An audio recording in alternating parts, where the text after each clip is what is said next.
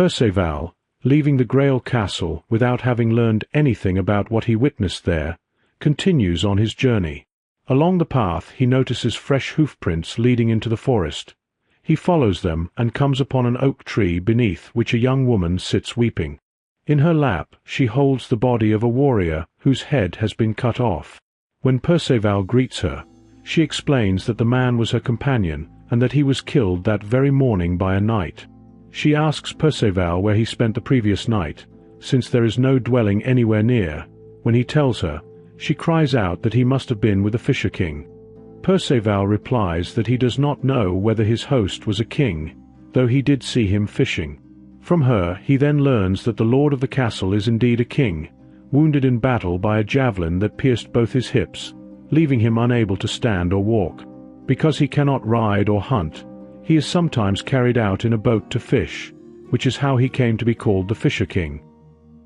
He had a splendid castle built in the forest, fit for a wealthy ruler, where his men hunt with their falcons and where he prefers to live. When Perceval describes how he was received at the castle, the maiden asks him whether he saw the Grail, who carried it, where it came from, and where it went. Hearing that he asked none of these questions, she cries out in despair and asks his name. Although he had not known it until then, it suddenly comes to him that he is called Perceval the Welshman. She answers that he should rather be called Perceval the Unfortunate, because he failed to ask about the Grail. If he had done so, much would have been restored. The sick king would have been healed, his strength returned, and he would once again have ruled his land, bringing well-being to all. Now, however, greater suffering will follow, for Perceval himself and for others. She reproaches him for acting so unwisely because of his mother, whose death he caused by leaving her, since she died from the grief of his departure. The maiden then reveals that she is Perceval's cousin. She once lived in his mother's house, and therefore knows much about him. She is as distressed by his failure to ask about the Grail as she is by the death of her companion. Perceval is deeply shaken by the news of his mother's death. He had intended to seek her out, yet he does not remain in idle mourning. Stirred to action, he urges the maiden to come with him and leave the dead man, whom he promises to avenge. She points out the direction in which the murderer fled, but refuses to follow Perceval until she has buried her friend. At that moment she notices Perceval's sword and asks where he obtained it. She knows that it has not yet been stained with human blood or drawn in real danger. She also knows who forged it and warns him not to trust it, for it is treacherous and will break in battle. It can be repaired only by the smith who made it. After this warning, they part. Later, Perceval meets another young woman approaching on a miserable horse, herself worn down and cruelly mistreated. She is the same maiden from whom he once took a ring and a kiss in the tent, and she is now being harshly punished by her jealous knight, the pride of the land. Perceval promises to atone for the wrong he did her. Soon the opportunity arises, for the proud knight appears and is challenged by Perceval. The knight is defeated and, together with the young woman, is sent as a prisoner to King Arthur. When the king learns that they have been sent by the Red Knight, as Perceval is now called because of the color of his armor, he resolves to seek out the man who has been absent for so long and sets out with his court to find him. That evening the tents are set up for the night in a clearing in the forest. By chance, Perceval also spends the night not far from the same place. When he awakens in the morning, fresh snow has fallen. Before he even catches sight of the camp, he notices a flock of wild birds fleeing noisily from a falcon that is pursuing them. One bird is struck and falls to the ground, but when Perceval runs toward it, it has already flown off again, leaving behind 3 drops of blood on the snow. Perceval remains standing as if enchanted, for the sight of the red blood on the white snow reminds him of Blancheflore's complexion and draws him into a deep state of contemplation. Servants from the camp of King Arthur notice him and report to the king that a knight appears to be asleep on his horse just outside the camp. The king sends one of his companions to bring him in. Perceval, however, neither sees nor hears anything and defeats the knight, who challenges him without waking from his dreamlike state. The same thing happens when a second knight confronts him. At last Gauvain approaches and finds Perceval still held fast by his trance. By then the sun has partially dried 2 of the drops of blood, and his absorption begins to fade. He receives Gauvain's message and explains what had held him so spellbound. He is then led before Arthur, who greets him with great joy. The company returns to Caerleon, where that night and the following day are devoted to feasting and celebration. On the 3rd day, the festivities are abruptly interrupted by the arrival of a loathsome damsel riding a dun-coloured mule. She is hideous to behold, as if born of hell itself. Her hair is braided into 2 short black plaits, her neck and hands are black as iron, and her eyes are as small as a rat's. She has a nose like an ape's, lips like a donkey's, teeth like the yolk of an egg, and a beard like an ox. To these are added a hump both in front and behind and crooked legs. In her hand she carries a scourge. She rides up to the king and greets everyone present except Perceval, whom she openly condemns for failing to ask about the Grail and the bleeding lance when he was with the Fisher King. She reproaches him for having seen the lance dripping blood and the Grail itself without asking why the blood flowed or who was served by the vessel. Had he questioned the suffering king, she declares, his wounds would have been healed and his land restored. Because this did not happen, the king will never regain his realm. From this failure, she foretells, great calamities will follow. Men will be lost, lands laid waste, women left helpless, maidens abandoned, and many knights destroyed, all through Perceval's silence. Turning again to Arthur, she asks whether he has heard of the Castle of Pride. There she intends to spend the night, she says, and within that castle are 566 knights, each accompanied by his lady. Any knight seeking deeds of valor need only go there, for challenges are plentiful. Yet the greatest honor is to be won at Montesclair, where a maiden is under siege. Whoever lifts the siege and frees her will gain the highest renown, and, beyond that, will receive Vespi, the sword with a strange baldric. With these words, she leaves the round table. Several knights, among them Gauvain, resolve to ride to the Castle of Pride. Perceval, however, declares that he will not remain 2 nights in the same place until he has learned who is served by the Grail and what the bleeding lance truly means. The next portion of the narrative turns to the adventures of Gauvain, but before following that path, attention can be given to what has taken place for Perceval on a psychological level during this phase of the story. He first encounters a grieving maiden holding a dead man in her lap. She is revealed to be a close relative, a cousin who was raised in his mother's household and is therefore intimately connected with him. This is not accidental, for the Grail-bearer, who is the king's niece, is likewise related to Perceval through the maternal line. In this figure can be recognized a manifestation of the anima. Like everything within the Grail Castle, she appears from a timeless perspective and not in a direct personal relationship to Perceval, but only indirectly, for example by sending him a cloak or a sword. In this form she represents the anima as a divine archetype dwelling in the unconscious, too elevated and distant to be directly addressed. When Perceval encounters the anima again outside the castle gate, she appears as a kinswoman lamenting over a dead man.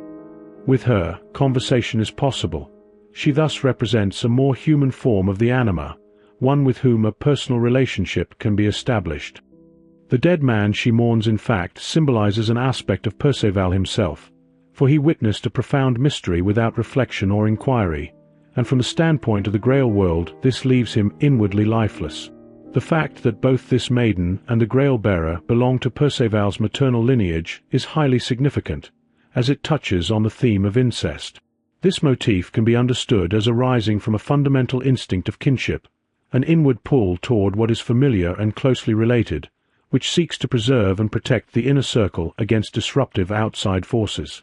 Opposed to this is an equally fundamental tendency toward what is foreign and distant, an outward movement of psychic energy that makes the unknown alluring and prevents stagnation. One attempt to reconcile these opposing tendencies in human relationships can be seen in the custom of cross-cousin marriage found among many traditional societies, where a man is expected to marry a cousin on the mother's side, the nearest permissible relative outside the immediate family. Over time, the outward exogamous tendency came to dominate social structures. Yet the inward endogamous impulse did not disappear, since it is rooted in instinct. Instead, it survives symbolically, appearing in myths of divine incest or sacred unions, such as those attributed to god-kings, and in the imagery of alchemy, where king and queen are united in a sacred marriage.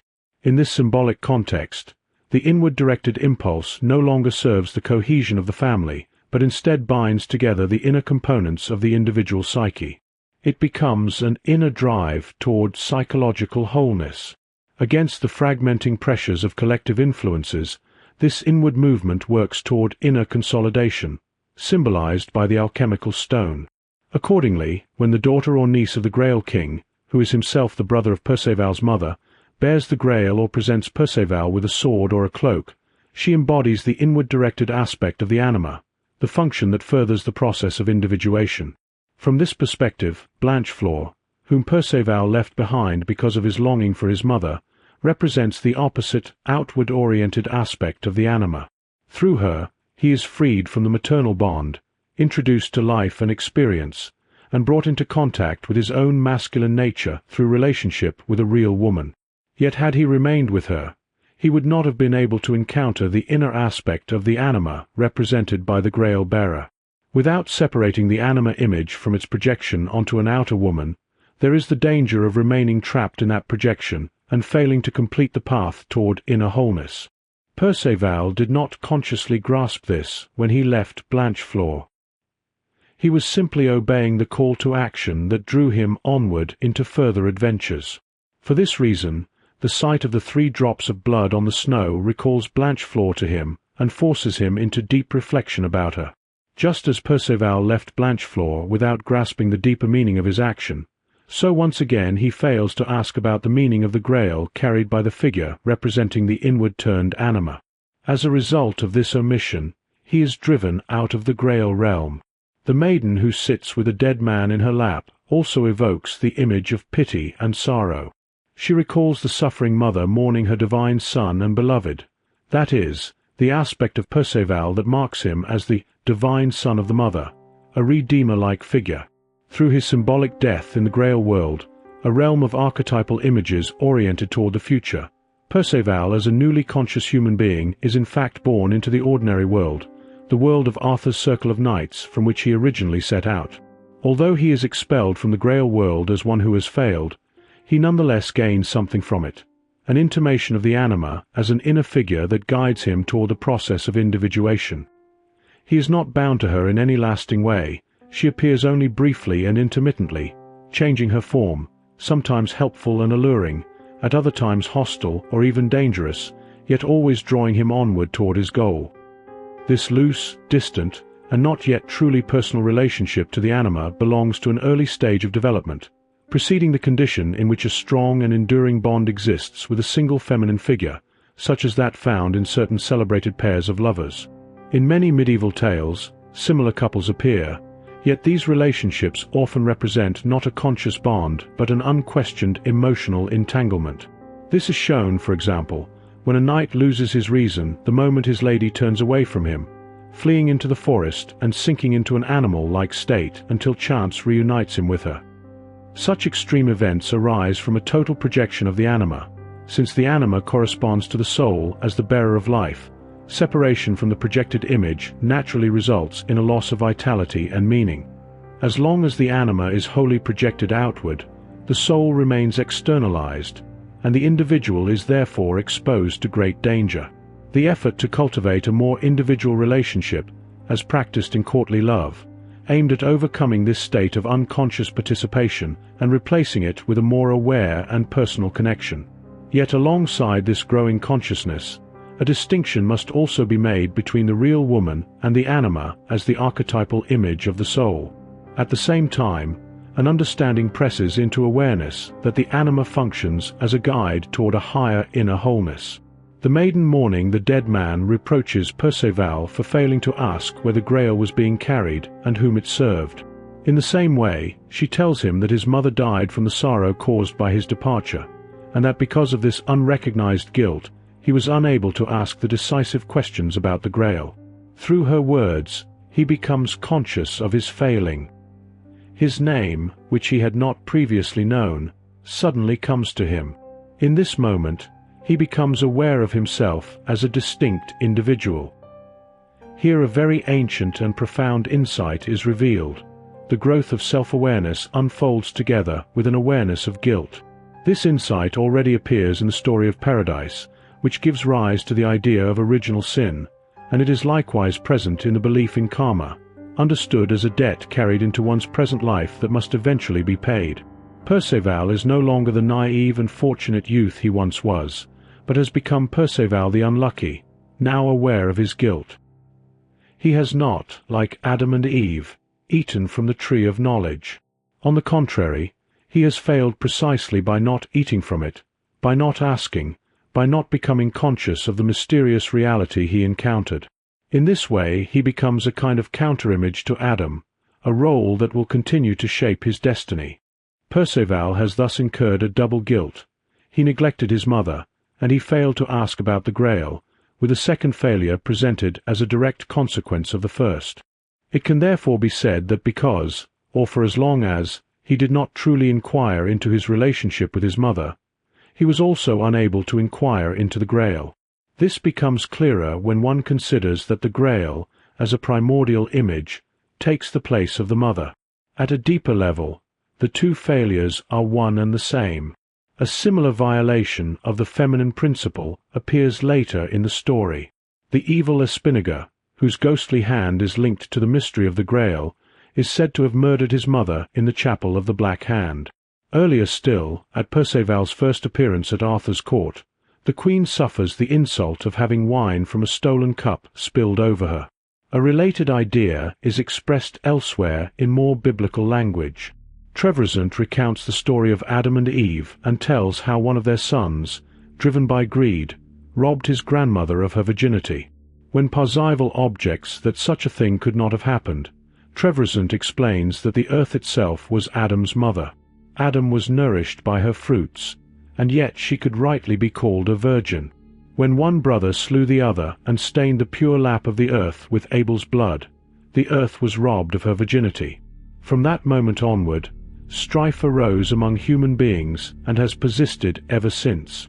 Perceval's offense against the feminine principle appears to have produced 4 unhappy consequences.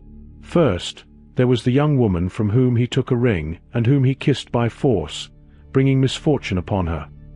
Next came the death of his mother, then followed his failure to ask about the Grail, and finally his painful recollection of the abandoned Blanchefleur. In each case, the underlying fault was essentially the same, acting without sufficient consciousness. The problem was not so much what he did, but that he lacked awareness of the other person involved in his actions. Leaving his mother was not in itself a sin, since he had to separate from her in order to enter life. Yet, after the separation, he no longer concerned himself with her fate. Because he did not understand what he was doing, he was unable to be transformed by the suffering that might have arisen from the conflict between staying with his mother and leaving her. His kiss of the girl in the tent was innocent naivete, and he never imagined that her companion, one of his own shadow figures, would interpret it so harshly. Leaving Blanchefleur in order to avoid spiritual stagnation was in itself justified, but he did not recognize the emotional pain this caused both her and himself. His true failing lay in the primitive one-sidedness of his behavior, which sprang from an unawareness of the inner tension between opposites. It was not his actions themselves, but his inability to evaluate their meaning. His attitude reflects an identification with a purely masculine principle of reason, in which feeling, emotion, and the suffering of the anima are insufficiently acknowledged. This is why he now encounters the image of the suffering anima, and is reminded of Blanchefleur by the blood of the wounded bird. In this context, the image of wild birds pursued by a falcon takes on a deeper meaning. In the poetry of courtly love, the falcon often symbolizes the lover, acting like a bird of prey in pursuit of its object. In one such tale, when Gomuret first sees the Queen of Wales, he is described as rising up like a falcon that has sighted its prey. The duck, by contrast, frequently appears in fairy tales as a counterpart to the bride. In a Russian story, a father instructs his son to travel to Moscow, where there is a pond and within it a net. If the duck enters the net, he is to take it. If not, he must pull the net out. The son returns home with the woman destined to be his wife. In many other tales, the duck likewise represents the bride or wife who has been enchanted by a witch. This imagery portrays the anima as still under the spell of the mother image, not yet fully human, appearing only briefly in animal form and then vanishing again. In Perceval's case, it is as though a message rises from the unconscious in the image of the falcon wounding its prey, urging him toward reflection. In the symbolic language of bird signs, he is shown what has truly taken place. His masculine principle of reason has injured his soul, which lives through feeling and relationship. His attitude toward Blanchefleur resembled that of a bird of prey. He regarded her as something to be won and taken. Feeling, however, was harmed, because his taking possession of her did not yet constitute a genuinely human relationship. The blood that was spilled seems to accuse him of an injury committed without awareness. Blood symbolizes the soul, and here it signifies its suffering, which Perceval has not sufficiently recognized. The drops of blood on the snow reveal the colors red and white, the classical colors of alchemy, where they signify the masculine and feminine principles that must be brought together. In alchemical tradition, this pair appears as the red man or servant and the white woman. It is therefore not accidental that since his first combat Perceval has been known as the Red Knight, and that he united himself with Blanchefleur, the White Flower. This meaningful resonance between the two names supports the view that Perceval corresponds to the elevated human being and the alchemical stone. Moreover, the image of blood drops on snow is a widespread motif in fairy tales, where it sometimes serves as a guiding sign that leads toward the goal. Psychologically understood, to follow traces of blood means to follow the direction of psychic energy, the hidden impulse of the soul itself. Through his encounter with the anima, Perceval comes to realize this. It becomes clear how decisive her role is in the awakening of consciousness. As he becomes acquainted with her, a particular form of awareness arises within him, namely conscience, which now begins to take shape and guide his inner development. An intriguing link between the ideas of name and anima, noted in studies of Celtic folklore, deserves attention. The question is raised as to which aspect of a person the name truly belongs. An answer is suggested by the fact that ancient Indo-European words for name closely resemble words for soul. Terms such as the Irish aim, Old Welsh anu, Old Bulgarian aimen, Sanskrit numen, Latin nomen, and Greek anoma show striking similarity to Irish and Welsh words meaning soul or anima. In Irish, for example, aim means name, while anim means soul. In some grammatical forms, these words are declined in the same way, and were therefore often confused. Both are traced back to a very ancient root meaning breath, since the soul was understood as the breath of life. This idea still lives on in words connected with breathing and spirit, such as those for breath, anima, and animus. A comparable connection appears in the story when Perceval discovers his own name at the same moment that he encounters the anima. It is worth noting that the meaning of the name Perceval has long resisted a fully convincing explanation. The most plausible literal meaning, one who pierces or passes through the valley, suggests that the hero is destined to penetrate the dark valley of the unconscious. In another version of the tale, it is emphasized that the name means through the valleys, either in memory of lands lost by his father or because Perceval passes through the mysterious valley that leads to the Grail. Elsewhere, the name is explained as meaning right through the center, accompanied by the image of love ploughing a deep furrow through the center of his mother's heart. This interpretation, though creatively devised, links the name with the ideas of center and heart and expresses Perceval's symbolic character with remarkable precision. Beyond his encounter with the anima, Perceval also becomes conscious of his task. His goal now stands clearly before him, and despite future errors, diversions, and delays, he will never completely lose sight of it again. The capacity to set a goal and pursue it with consistency marks a crucial step in human development. Children and more primitive states of consciousness are not yet capable of this, They act mainly from instinct and are guided by whatever impulse arises at the moment. What they lack is the deliberate will required for purposeful action, which presupposes a developed ego consciousness. Perceval has now reached this level of awareness. This achievement can be regarded as one of the essential outcomes of his initiation, brought about through his first encounter with the Grail Castle. It can now be seen that Perceval's encounter with the anima corresponds to a further expansion of his consciousness. Through her he learns, among other things, that the lord of the castle has been so grievously wounded in battle by a javelin that he can neither walk nor ride, leaving fishing as his only possible activity. From this condition his title is derived. This name has long given rise to speculation and has never been fully or convincingly explained. One view holds that the title persisted because Perceval happened to meet the king while he was fishing. This explanation seems insufficient, since the ruler is consistently called the Fisher King even when fishing plays no role at all. In the tale of Joseph of Arimathea, Joseph instructs his brother-in-law Bronze to go fishing, and Bronze returns with a fish that is placed on the Grail table and satisfies the hunger of everyone present. From this episode, it has been concluded that the guardian of the Grail bears the title of Fisher King. Yet it seems unlikely that later Grail Kings would be named after this single event, especially since the Grail itself provides nourishment without the need for a fish. Although manuscript illustrations often show fish on the table alongside bread and other foods, there is no explicit mention of fish being eaten. On the contrary, a hermit later explains to Perceval that the Grail does not contain fish, but the sacred host. That a meal of fish played a role among early Christians is evident from catacomb paintings. The fish, as a symbol of Christ, appears to have belonged to the sacramental meal in those times. The theme of fish meals also appears in the Gospels, such as the feeding of the multitude with loaves and fishes, and especially in the meal by the Sea of Tiberias, where the risen Christ appears to the disciples while they are fishing and shares a meal of fish with them. St. Augustine writes of this meal that when the Lord served his disciples fish cooked on glowing coals along with bread and what they had caught, it was Christ himself who had suffered, who was truly the fish that was eaten. Prosper of Aquitaine similarly speaks of the great fish that satisfied the disciples and at that time offered itself to the whole world as nourishment.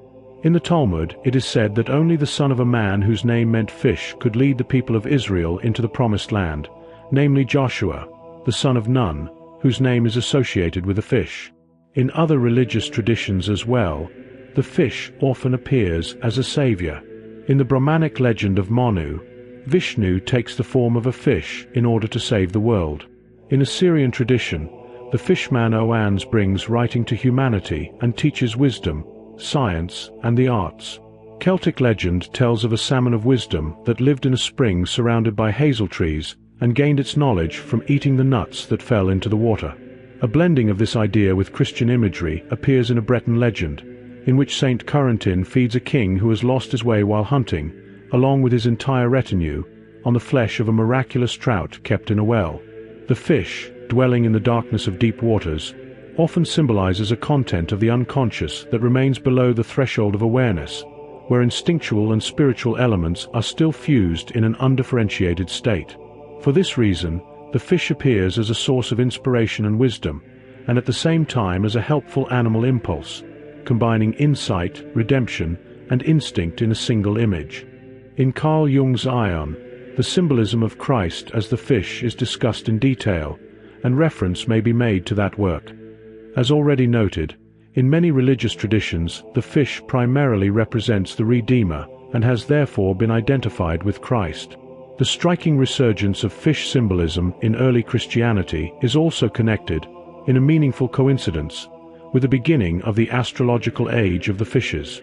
At that time, the fish emerged from the depths of the unconscious as an image and became linked with the figure of Christ.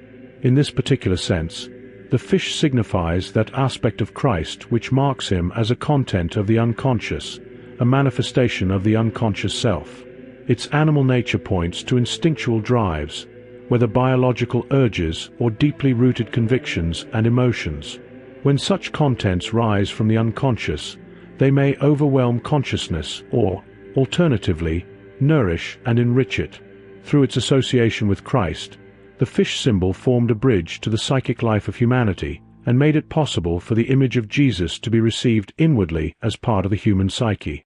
In a Coptic magical text, Christ is portrayed as a fisherman who fishes for himself in the form of a fish. In this image, he is the one who makes his own nature conscious and thus shows the way toward a higher level of awareness for others. At the same time, he represents the unconscious process through which Christ becomes an archetype of the self, a content that can be inwardly experienced, emerging unexpectedly from the depths of the psyche, at once frightening, illuminating, and redemptive. The story at hand, however, speaks not of a fish, but of a fisherman. The fisherman, too, is a familiar figure in myths and legends. In his work Orpheus the Fisher, Richard Eastler gathers extensive material on the image of a great or divine fisherman. He suggests that the name Orpheus itself may mean fisher. The fisherman is naturally one who draws something up from the depths of the waters. As a fisher, Orpheus would have drawn up the fish through the power of his magical music. In this role he also recalls the Fisher King, to whom magical qualities were likewise attributed. Among other examples, Eastler refers to a Greek tale of a wealthy fisherman, which he connects with the Fisher King of the Grail legend. In this story, the fisherman discovers a golden cup in the belly of a fish he has caught. Whenever he pours wine into the cup, it turns into gold coins. After becoming rich through the power of this vessel, the fisherman devotes himself to music and learns to play the lyre so beautifully that no heart can resist the enchantment of his melodies. This fisherman with the miraculous goblet and the magical lyre indeed recalls the Fisher King, even though the latter is not explicitly described as a musician.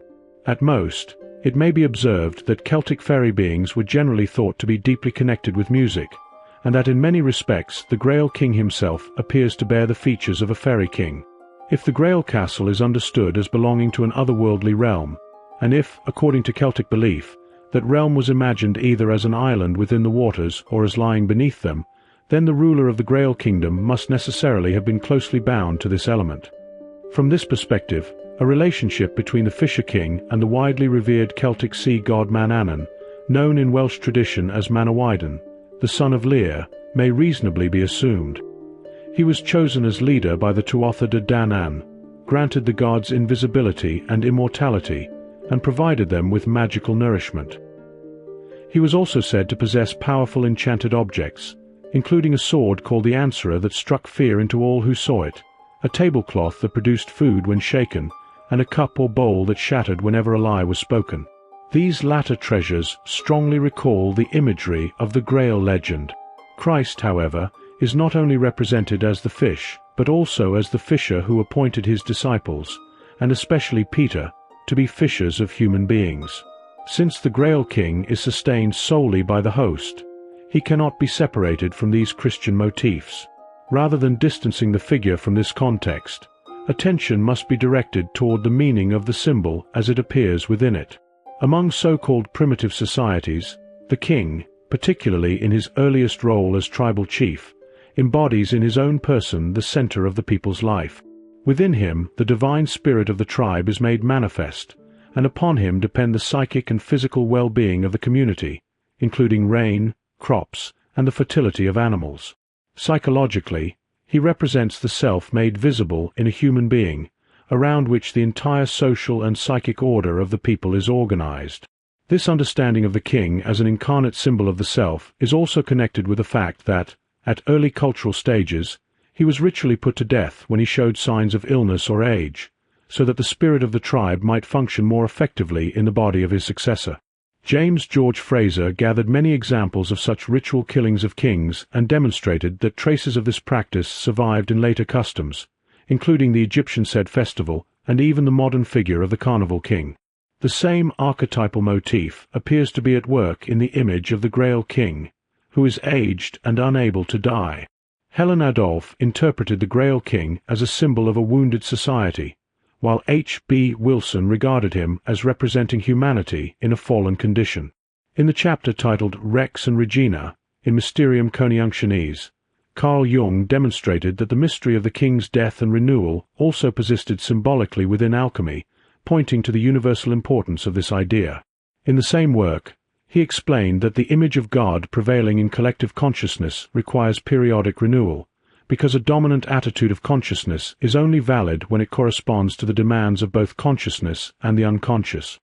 Only then can opposing tendencies be united. If the ruling attitude is too weak or incomplete, life is consumed in barren conflict.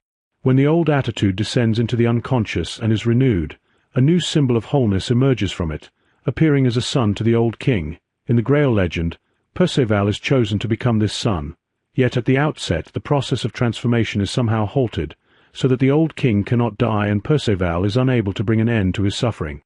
A similar condition is described in the Historia Regum Britanniae, which recounts that King Cadwallader initially ruled peacefully, but after 12 years he fell ill, and dissension arose among the Britons. This internal strife devastated the rich land, and famine soon followed.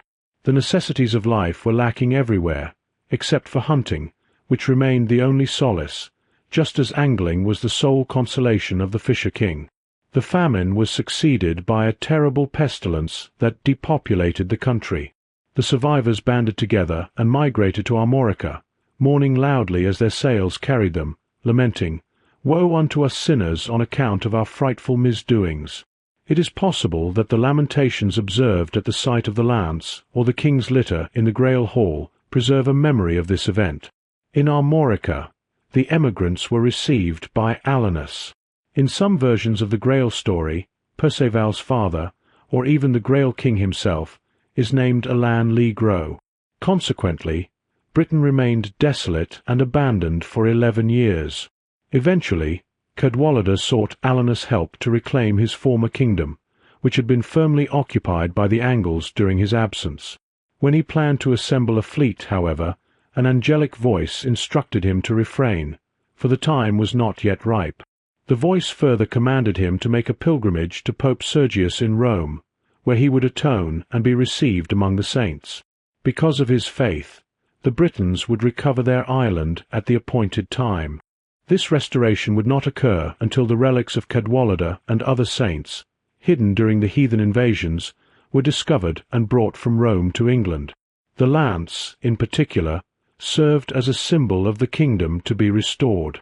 According to a manuscript of the Romans de la Table Ronde held in the Bibliothèque de l'Arsenal in Paris, a rumour circulated in Britain that the Most Holy Grail, in which Joseph of Arimathea collected Christ's blood, and the vessel in which Christ consecrated his body and blood for the first time, along with the lance that pierced his side, had been brought to Britain by Joseph, though the exact location remained unknown.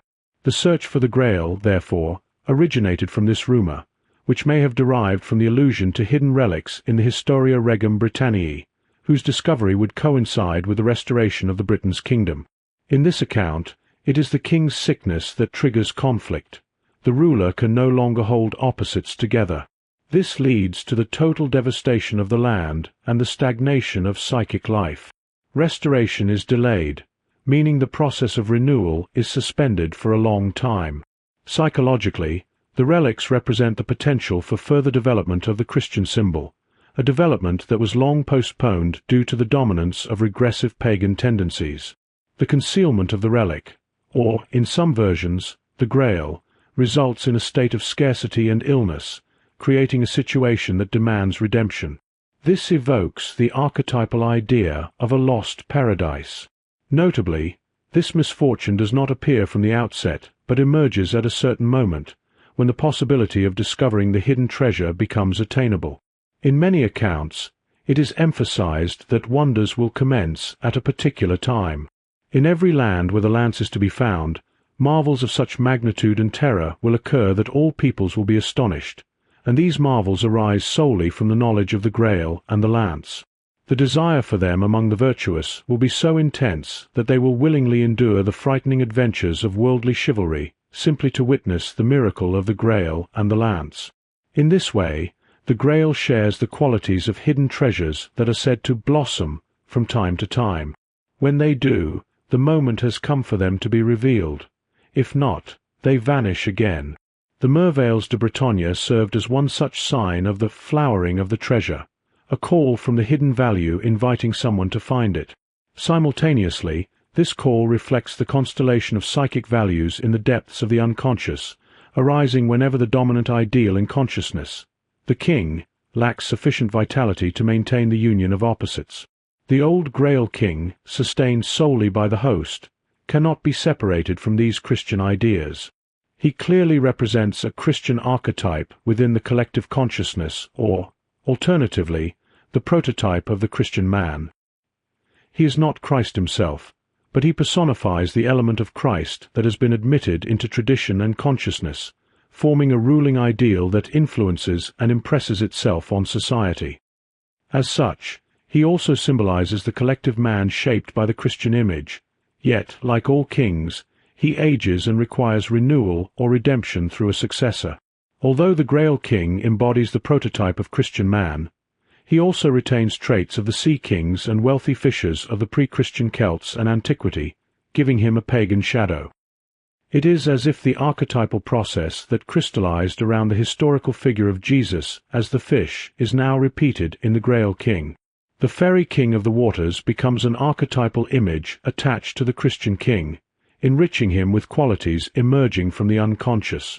In this way, the Grail King represents Christian man as viewed from the perspective of the unconscious, casting a remarkable shadow. Alongside the figure of the fairy king and the motifs of fairy tales, another set of ideas has become attached to the Grail King, the theme of the sleeping old man who will one day awaken to bring about a new and joyous age, a paradisal kingdom.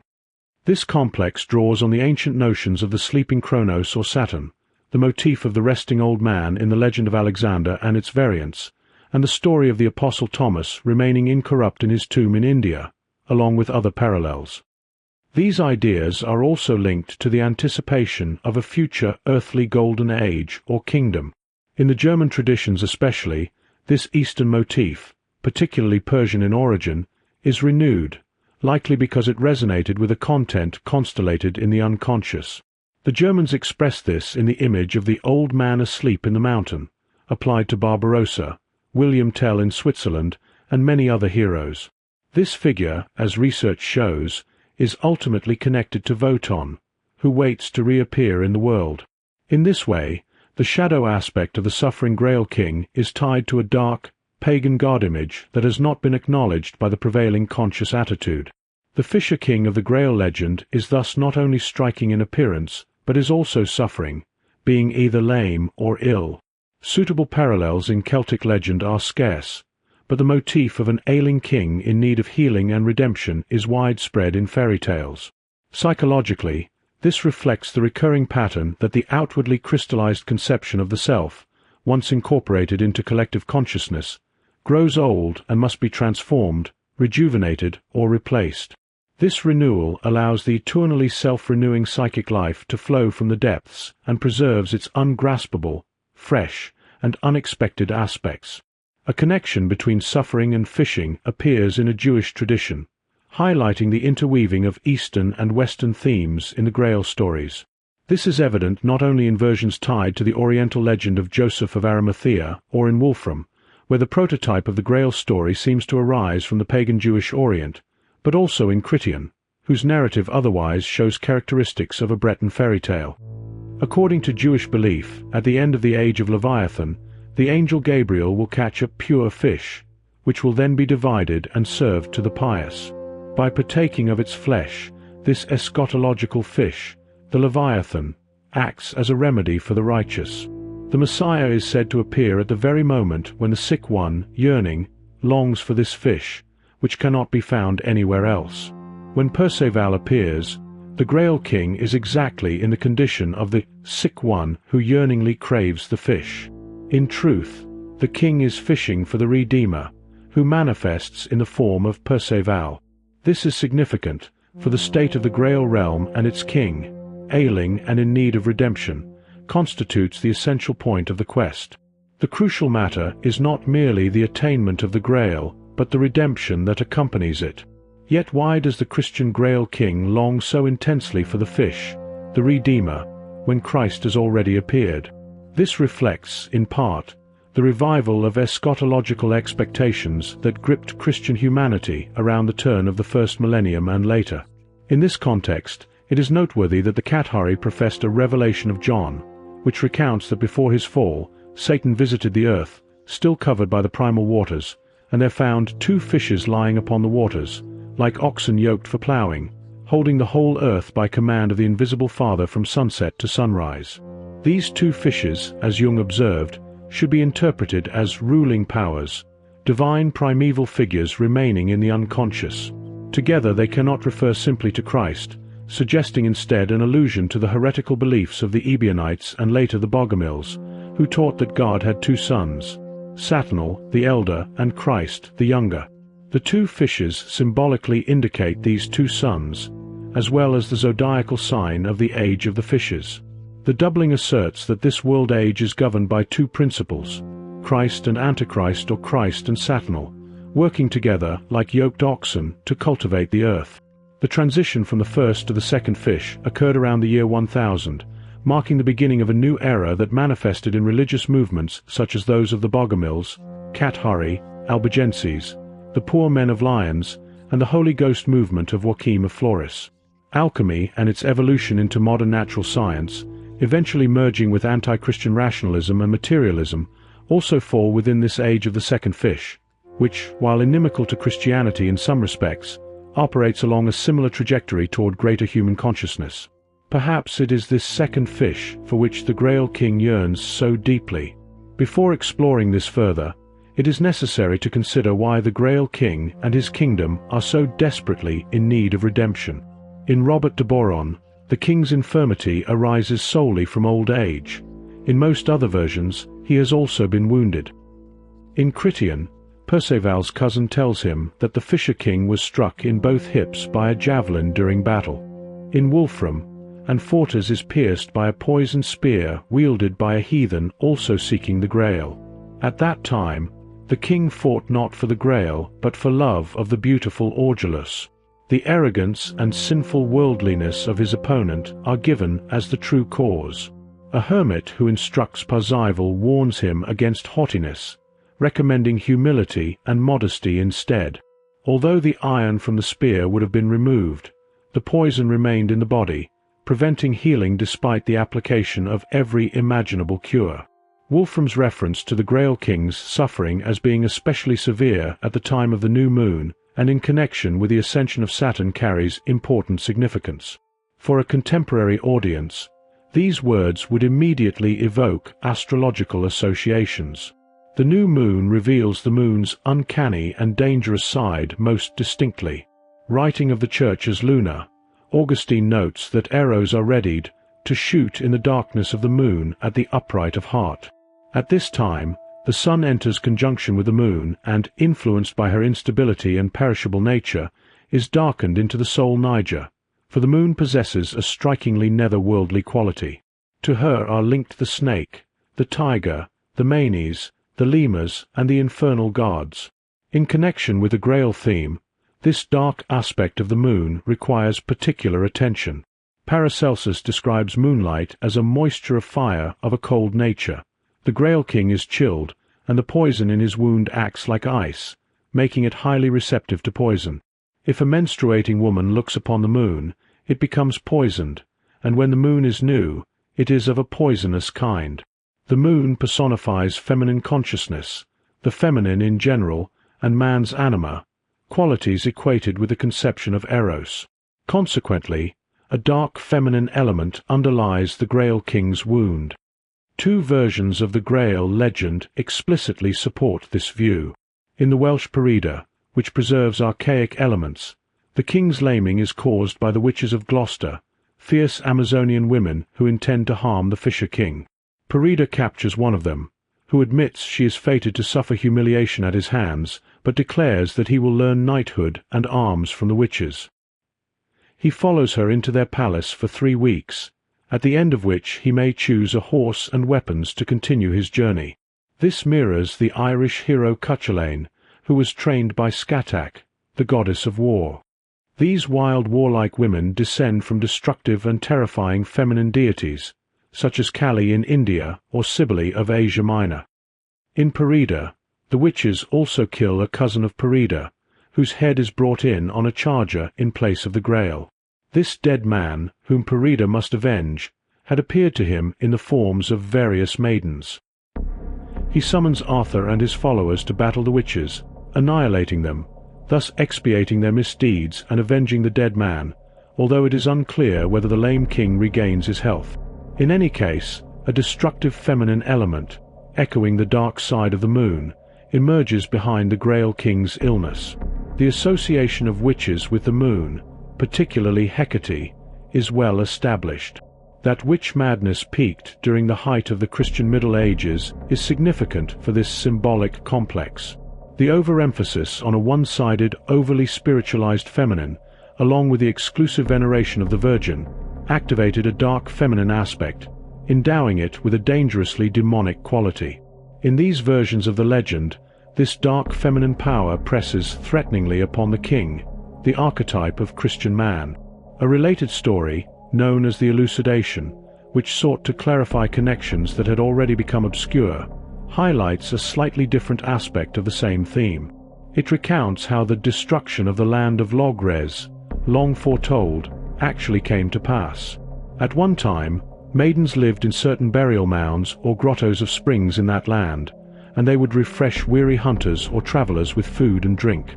It was only necessary to approach a spring and state one's wishes, and immediately a beautiful maiden would appear, carrying a golden bowl containing all kinds of food, resembling a kind of grail. A second maiden would follow, bearing a white hand towel and a second dish with whatever else the visitor had desired.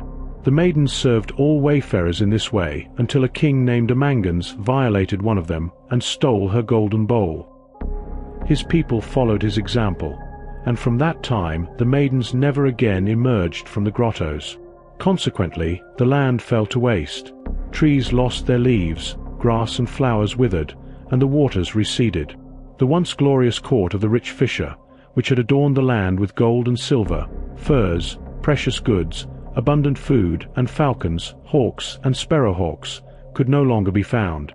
In the days when the court still existed, richness and abundance were everywhere, but all of this was lost to the land of Logres. In King Arthur's time, when his knights heard these tales, they took upon themselves the task of finding the springs again and protecting the maidens who dwelt within them. They also swore vengeance on the descendants of the villain who had wronged them. They gave alms and prayed for God to restore the springs, but no voices were heard, and no maidens emerged. Instead, they encountered something strange.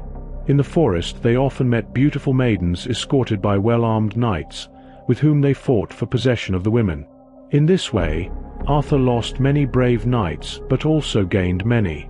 The first of these captured knights was called Bliho Bliheris, who excelled in storytelling. When asked about the Fisher King's court and the maidens in the forest, he explained that both they and their escorting knights were descendants of the Demoiselles Dispuis, wronged by King Amangans and his people, and that amends for the injury could never be made. Like Arthur's knights, who sought to rediscover the springs, these knights rode through forest and plain with their ladies, searching for the court of the rich fisher, from which joy and brilliance had once emanated. Those who sought the vanished court underwent extraordinary adventures, known as the enchantments of the land of Logres. In King Arthur's time, Sir Gauvain eventually found the court of the Fisher King, who was skilled in magic and could assume 100 different forms. The land began to grow green again when Gauvain inquired about the lance.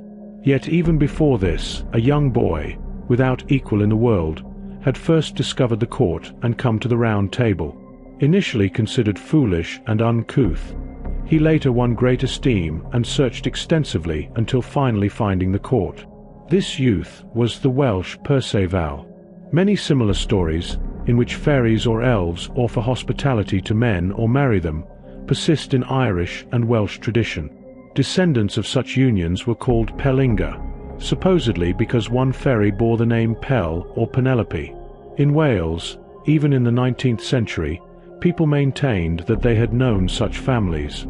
Interestingly, the term Pelinga resembles the name Pels or Pelham, borne by the Fisher King in some versions, which in turn suggests the Welsh underworld god Pool. According to these tales, the destruction of the land of Logres resulted from the violation of the fairy maidens and the theft of the golden bowl.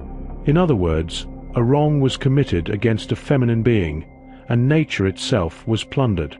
It is noteworthy that the origin of the calamity was understood as an offense against the fairy world, and thus against nature. The motif of plundering the fairy realm recurs in many legends and fairy tales, such as the stories of the Swan Maidens and the Rheingold. In all cases, some act of unlawful taking from, or harm to, nature brings a curse. Prometheus' theft of fire and the eating of the forbidden fruit in paradise are examples of this pattern, even though Prometheus stole from the upper rather than the nether gods. The fairies and maidens in the hills do not represent evil in feminine form so much as they embody a purely natural aspect of the anima. They are, in effect, the soul of the spring, tree, or place, as well as the psychic feeling that humans experience in such locations. In the tale under discussion, this aspect of the anima had been harmed in the past, and as a result misfortune befell the land. The rise of masculine consciousness and the patriarchal, logos-centered Christian worldview played a large role in this development. They made possible the emancipation of the human mind and humanity's mastery over nature. Yet what has been taken from nature must also be seen as something torn from the unconscious. From the unconscious perspective, the process of becoming conscious appears as guilt, a tragic offense, since it is only through this act that humanity can fulfill its destiny. Nevertheless, the deadening and violation of nature that accompanied this achievement of consciousness, promoted by Christianity, resulted in a great loss of soul. The feminine symbol of the Grail and its significance point to a compensatory force originating in the unconscious, through which the feminine and the soul of nature may once again be acknowledged. In light of this, it is not surprising that the moon, symbolizing feminine consciousness and the anima, is linked to the suffering of the Grail King. In Wolfram, the moon's cycle, along with Saturn, contributes to his affliction, especially when the planet completes its revolution. At such times, the wound is worsened, marked even by snow in summer, and the king's agony becomes unbearable. To mitigate it, the spear is repeatedly held in the wound, so that one affliction assists in the other, leaving the spear red with blood. The association with Saturn is especially significant, for in ancient astrology Saturn was considered the star of Israel and the Old Testament Yahweh. In medieval thought, however, Saturn was regarded as the domicile of the devil.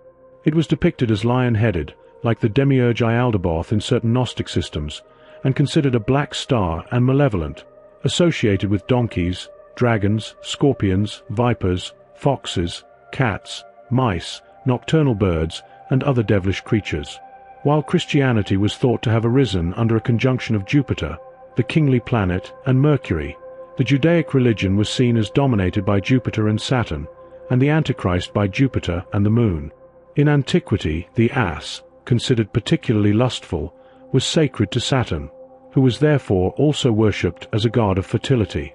Psychologically, Saturn is associated with the demon of sexuality, in which the shadow and the dark, animal side of the divine are especially visible. This dark aspect of Eros was largely repressed by Christian man, and for that reason it has become a dangerous adversary. This also explains the connection of Saturn, hostile to the king, with the destructive or impaired feminine principle of nature, as evident in the versions discussed earlier. It is the same chthonic world of instinct, ecstasy, and its wisdom that is embodied in these figures and is responsible for the suffering of the Grail King. The conjunction of the moon and Saturn, both of which share in the king's suffering, signifies doubt and revolution and change. Here, Saturn is clearly linked to the dark side of divinity. Indeed, according to certain views, Christianity itself is governed by Jupiter and Saturn, which is why the Christian aeon has from the beginning been characterized by a combination of extreme opposites.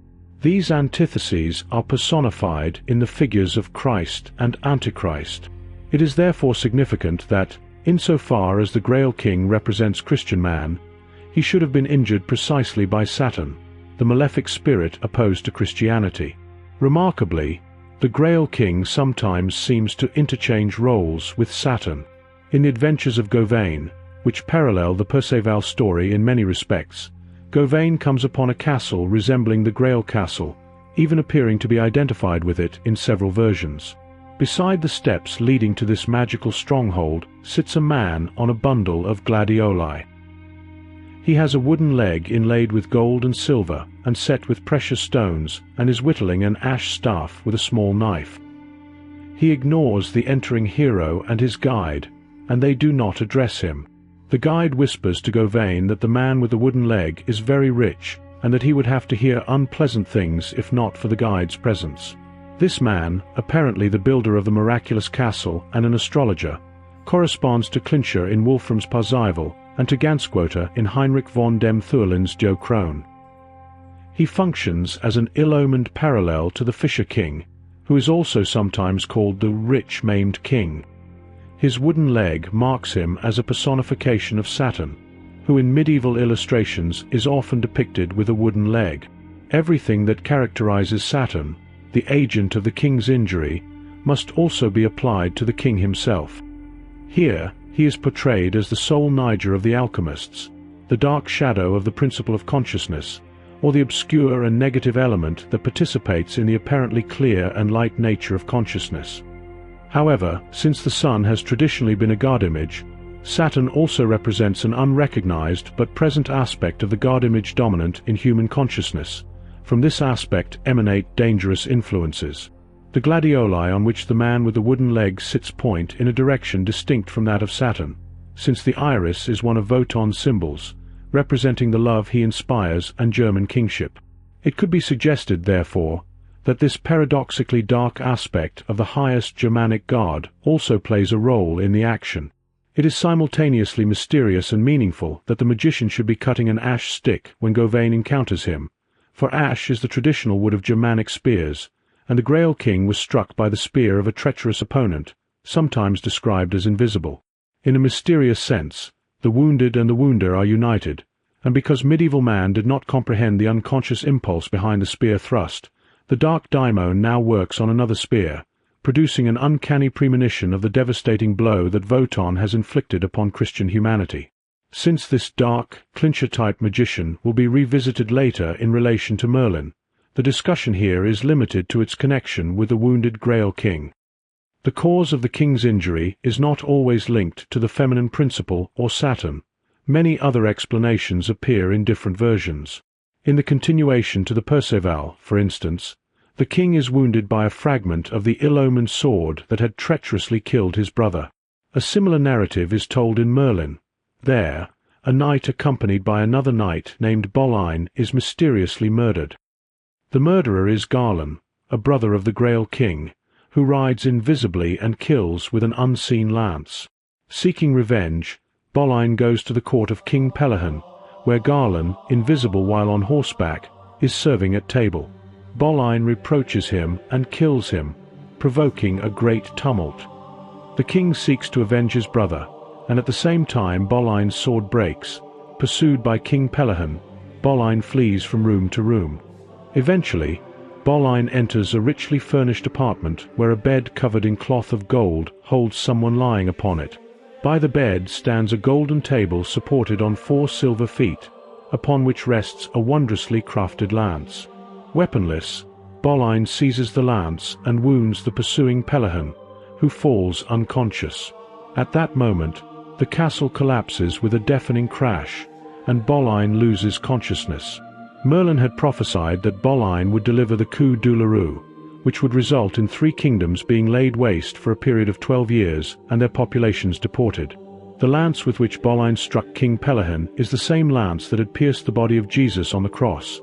It was brought to Britain by Joseph of Arimathea, whose corpse lay on the bed and from whose kin King Pelihan was descended. Pelihan's wound remains open until, many years later, Sir Galahad heals him. This tale casts a strange light on an otherwise obscure sequence of events. In the Livre du Saint Graal, 2 kingdoms, known as the Wasteland, were plunged into misery and laid waste as a result of the murder of Lamer, the Grail King, by Varlon. This event had been foretold by Joseph of Arimathea. An outstanding king named Arthur would one day reign in a land called Britain. At that time, as the result of the blow of a single sword, such great and marvelous adventures would occur that the entire world would be amazed, and these events would endure for 24 years. In Merlin, the king seeks to avenge his invisible and sinister brother. In doing so, he attempts to stand up for his shadow and is wounded, and in a mysterious way, he becomes identified with the demonic powers. It follows that, on one hand, the Grail King is a Christian man wounded by a dark adversary, while on the other, he has become this dark opponent and now appears demonic himself. When consciousness is unable either to grasp or knowingly integrate a spontaneously emerging impulse, such as the lance, or a content, such as the enemy who hurls it, the individual becomes unconsciously possessed by it. This explains the demonic nature of the wounded king, hinted at in many versions and expressed in his role as Lord of the Fairies and Magicians. At the same time, it should be noted that in Germanic mythology, Wotan is the Lord of Love and of all swan maidens and water spirits. He is a dark father of the anima, a spirit governing the world of Eros and seeking both positive and negative expression through ecstasy, demonism, and the compulsive instincts. This dark spirit of nature, opposing the one-sidedness of Christianity, has afflicted and crippled the Grail King. The nature of the injury is also significant. It is a wound to the hips, which many interpret as an injury to the king's sexuality. This recalls the motif of Jacob's struggle with the dark angel at the ford, during which his thigh is dislocated. At this crucial place, Jacob is attacked by a dark figure, initially perceived as his shadow brother Esau, but later revealed as a dark aspect of Yahweh. Jacob defends himself with physical struggle, while his spiritual counterpart Job vindicates himself through loyalty and consciousness. In a later continuation, Joseph of Arimathea is wounded by a black angel. This motif, of a chosen human grappling with the dark aspect of divinity while serving as a vessel for the totality of God, is recurrent in Judeo-Christian religious consciousness.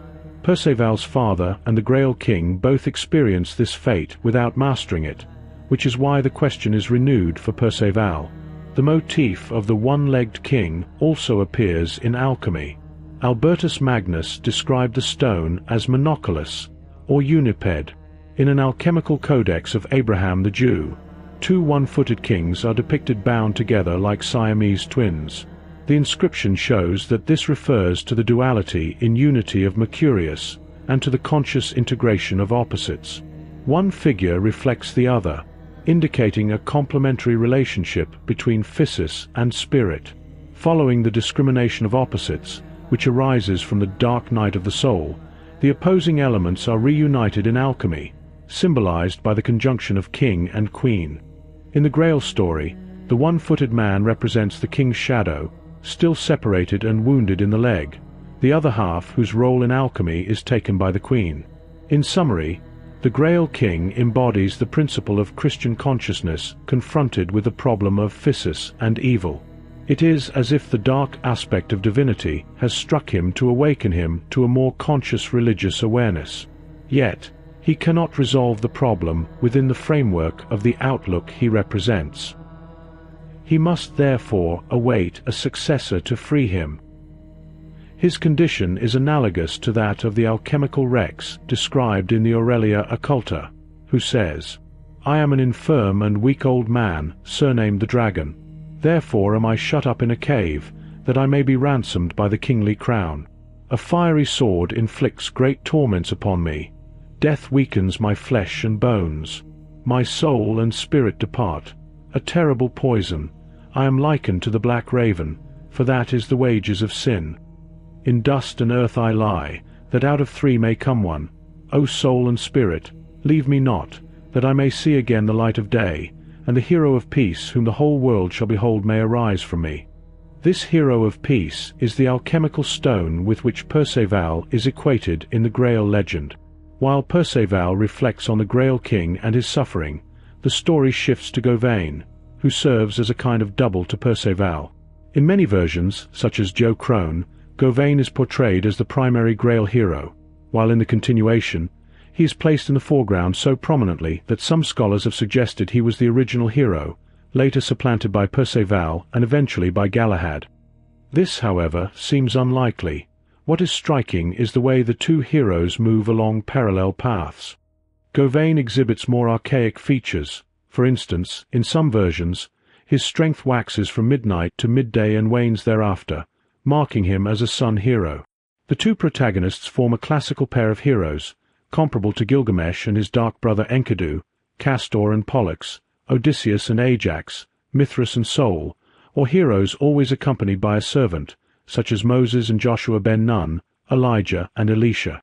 The motif of the dual hero or redeemer has been widely recognized as a symbol of a content stirring on the threshold of consciousness.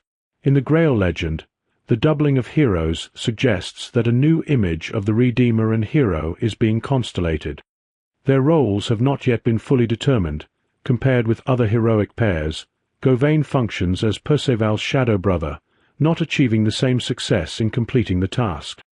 In Wolfram, Gauvain represents a preliminary stage of Perceval. He is the perfect Christian knight, while Perceval acts in a more human way, individually wrestling with a religious problem.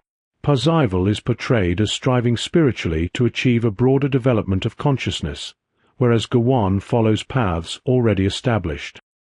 In Critian, the two figures are not ranked but complete each other, a relationship also affirmed in Wolfram.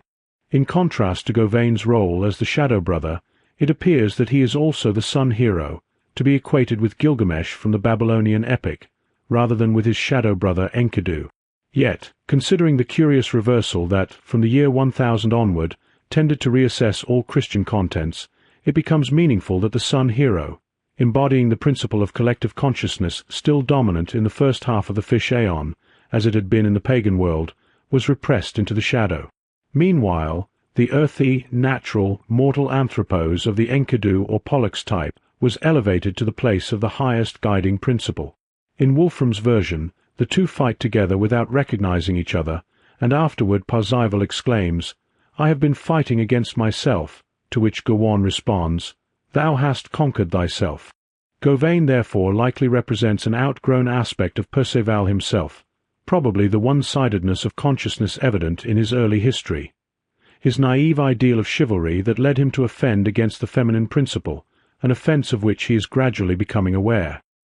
Remarkably, at the height of chivalry, a hero like Perceval, defined by spiritual search and a profound uncertainty, even a sense of guilt, takes the stage alongside the perfect Christian knights, Gauvain and Galahad, as the central figure of the Grail legend. The human hero, who doubts himself and gropes his lonely way step by uncertain step, is placed above the conventional noble knight, for this struggle represents a higher development of consciousness than simply following collective ideals. The Christian emphasis on the struggle for good exposes Gauvain to aggressive pride, while Perceval's uncertainty appears far more sympathetic and comprehensible to modern sensibilities. Gauvain belongs to King Arthur's circle of knights, into which Perceval is admitted before his experience in the Grail Castle, and to which he returns after his banishment from the Grail realm. Arthur's Round Table, in contrast with the Grail Kingdom, gradually becomes clearer as a symbol of the self as manifested in the first half of the Christian age. In this image, the light, spiritual, masculine aspect of Logos predominates one-sidedly, with its vital expansion serving the civilizing purpose of overcoming pagan and animal primitivity, a task especially undertaken by Arthur's knights. At this stage, the problem of the shadow, the individual inner opposite, is not yet constellated but projected outwardly onto the barbarian enemies who must be defeated. Only when the time was fulfilled, and the second half of the Fish Aeon began, did the darkness of the inner life become constellated. This explains why the Grail King is wounded by an invisible enemy, and why Perceval, the guilty yet reflective hero, surpasses Gauvain, the conventional Christian knight of Arthur's circle, as the central figure in the Grail quest. In any case, Perceval returns to Arthur's circle, which, psychologically speaking, represents a regression. It is as if he had encountered the Grail problem prematurely. Moreover, the cultural task of the Christian ideal had not yet been completed, and it was necessary that it first be fulfilled. For this reason, it is precisely Gauvain, the exclusively Christian knight, acting unreflectingly in defense of what is recognized as right, who appears at this moment, while Perceval is seeking the lost God and his own soul. The contrast between Perceval and Gauvain can also be seen as a contrast between introversion and extroversion. The stories centering on Gauvain focus exclusively on an uninterrupted chain of external actions. Perceval, however, repeatedly reflects on his experiences. His path is one of inner realization, even if he temporarily returns to the outer life in the adventures of Arthur's Circle. Since Gauvain embodies a shadow aspect of Perceval, it is necessary to consider his adventures briefly, at least in relation to the Grail, even though this adds complexity to the account. When they receive the loathly damsel's challenge, Gauvain and 50 knights prepare to march. Suddenly, a strange knight enters and turns to Gauvain, reproaching him for having attacked and wounded his lord without prior provocation and accusing him of treachery.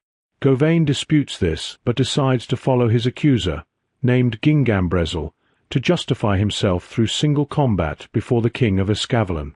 Without realizing it, Gauvain arrives at Gingambrezil's stronghold. The male inhabitants are out hunting, and the knight's unsuspecting sister receives him warmly. Mutual favor develops between them, but a suspicious servant interrupts, accusing Gauvain of having killed the girl's father.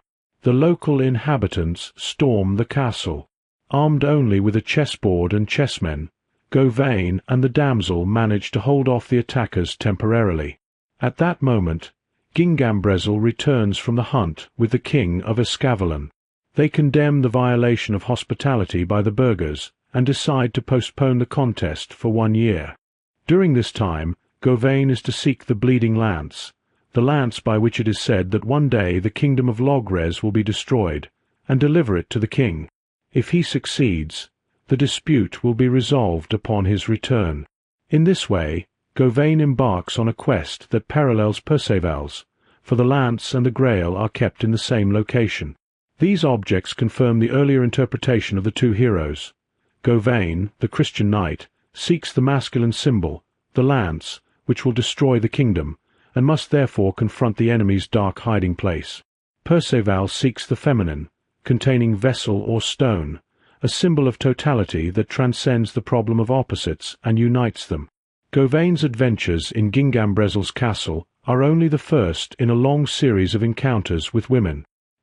Here, too, he is set in contrast to Perceval, who, as the son of the widow, is naturally closer to the feminine and less compelled to confront it personally than Gauvain, who must serve the mother and women for an extended period. His act of freeing the women in the Castle of Marvels, where they are held prisoner by a magician, forms a clear parallel to the deliverance of the Grail realm, making his role in this light fully understandable. A man naturally tends to identify with his masculinity, and accepting his feminine side is often a difficult problem for him. As a result, he is inclined to act unjustly toward the feminine. It may seem paradoxical that special emphasis should be placed on wronging the feminine element at a time when women were so highly valued in the Menedienst. Yet it must be remembered that this love was largely external. The ideal remained one of a one-sided and absolute masculinity. Looking at the course of historical development, the admonition to redeem the feminine was timely. The age of the honoring of women, which was relatively brief, was soon followed by the persecution of witches. Thus, the min was inverted, and woman was increasingly stigmatized as the devil. During the Reformation, her image was even removed from the Church, highlighting the loss of vitality that became evident in Protestantism.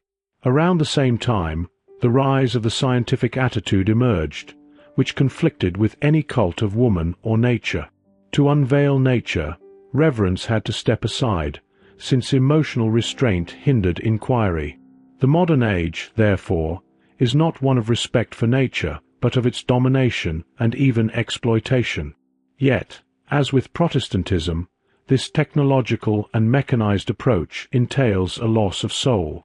It is thus crucial that attention be returned to the psyche. The chessboard with which Gauvain and his beloved defend themselves is a highly symbolic motif.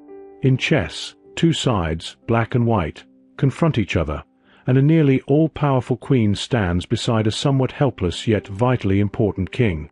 These symbols, objects, and psychic functions are elements to which Gauvain, the knight, must submit for the sake of his development, while Perceval, his shadow figure, investigates deeper problems, even if he is not yet fully at home with them. The narrative now returns to Perceval, who has wandered for 5 long years.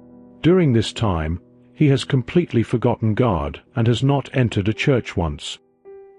He seeks only knightly deeds and curious adventures, encountering so many that he is able to send 60 conquered knights as prisoners to Arthur.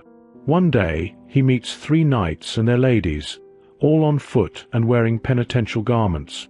They are surprised to see Perceval armed on Good Friday, a day when no arms should be carried. The knights and ladies have just come from a hermit, to whom they confessed and from whom they received absolution. Moved by their example, Perceval weeps and desires to go to the holy man himself. They show him the way, and he follows, shedding tears of repentance. He finds the hermit in his chapel, preparing to celebrate Mass, and is summoned for confession. For 5 years, Perceval admits that he has completely forgotten God and done nothing but evil. When the hermit asks the reason, he explains that he once visited the Fisher King, saw the bleeding lance and the Grail, but failed to ask about them. That omission weighed so heavily on him that he abandoned his faith and pushed God out of his mind. He confesses that he would have preferred to die. The hermit then inquires his name and, upon hearing it, sighs. "Brother, a sin of which you are unconscious has brought you this injury. Your mother died of grief when you left her. You are responsible for her death, and that is why you were unable to ask about the Grail and the lance. Many more troubles would have come upon you had the departed not offered intercession for you. You were ill-advised not to inquire where the Grail was being taken. He who is served from it is my brother. The rich fisher is his son, and your mother was our sister." Perceval is therefore a cousin of the Grail King. The hermit clarifies that the Grail does not contain fish, such as pike, lamprey, or salmon. Rather, it is through the host that the holy man maintains life. Such a thing is the Grail, and so spiritual is the king, that for his life nothing is fitting save the host that comes in the Grail. For 15 years, the Fisher King has not left the chamber to which the Grail is brought. After greeting Perceval as his nephew, the hermit grants him absolution and, as penance, advises him to attend Mass every day. In doing so, Perceval can regain honor and ultimately be admitted to paradise. The hermit gives further admonitions, which Perceval promises to observe, and teaches him a prayer, whispering it in his ear while forbidding him to use it except in moments of greatest danger. And the hermit confided to him a prayer within his ear, which he closed as soon as he heard it, and in that prayer were many names of our Lord, which may not pass the lips of man for fear of death from that name. When he had taught him the prayer, he forbade him to say it on any occasion except in great peril. Perceval agrees, saying he will not disobey. After receiving communion on Easter Day, he sets out once more on his journey. In this section, it becomes clear that Perceval has lost the belief in God instilled in him by his mother, and he is again reminded of her death. Symbolically, her death may represent the death of the soul, a total loss of contact with the unconscious. When the soul is dead, God is dead too, since it is only through the soul that God's activity is perceptible to man. By failing to ask about the Grail, Perceval loses understanding of himself and becomes cut off from the source of his inner being. The hermit, who guides him, personifies a tendency toward introversion and renunciation of the world, a preliminary exercise necessary for confronting the Grail problem. Historically, during the time of the Crusades, the ideal of the forest hermit was revived as a model of pure spirituality, in contrast to worldly clerics. The hermit embodied the popular eschatological and spiritual trends of the age, anticipating the coming of the Antichrist and the end of the world. The hermit explains to Perceval that the Grail does not contain fish, but rather the host on which the king is sustained. In this way, the Grail is presented as a purely symbolic vessel, offering spiritual nourishment rather than physical sustenance. It represents a stage in the development of the human spirit, when man no longer finds satisfaction in materialistic views or the mere effectiveness of working things, but goes beyond them and invests the concrete with symbolic meaning. Natural man may also perceive the non-material qualities of things, yet for him these qualities are not symbolic. They are magical, practical, and as tangible as real objects. The capacity to form symbolic concepts is different, requiring a higher degree of consciousness. Through this understanding, a crucial step is taken on the path towards spiritual development, the transition from a natural magical perspective to a spiritual or mystical worldview. Perceval experiences this shift through the hermit's teaching. The distinction between magical and mystical mindsets may be characterized as follows. In the magical attitude, the ego is highly foreground, either influenced by unknown forces or attempting to manipulate them. The goal of magic is mastery over these forces, over people, and over objects.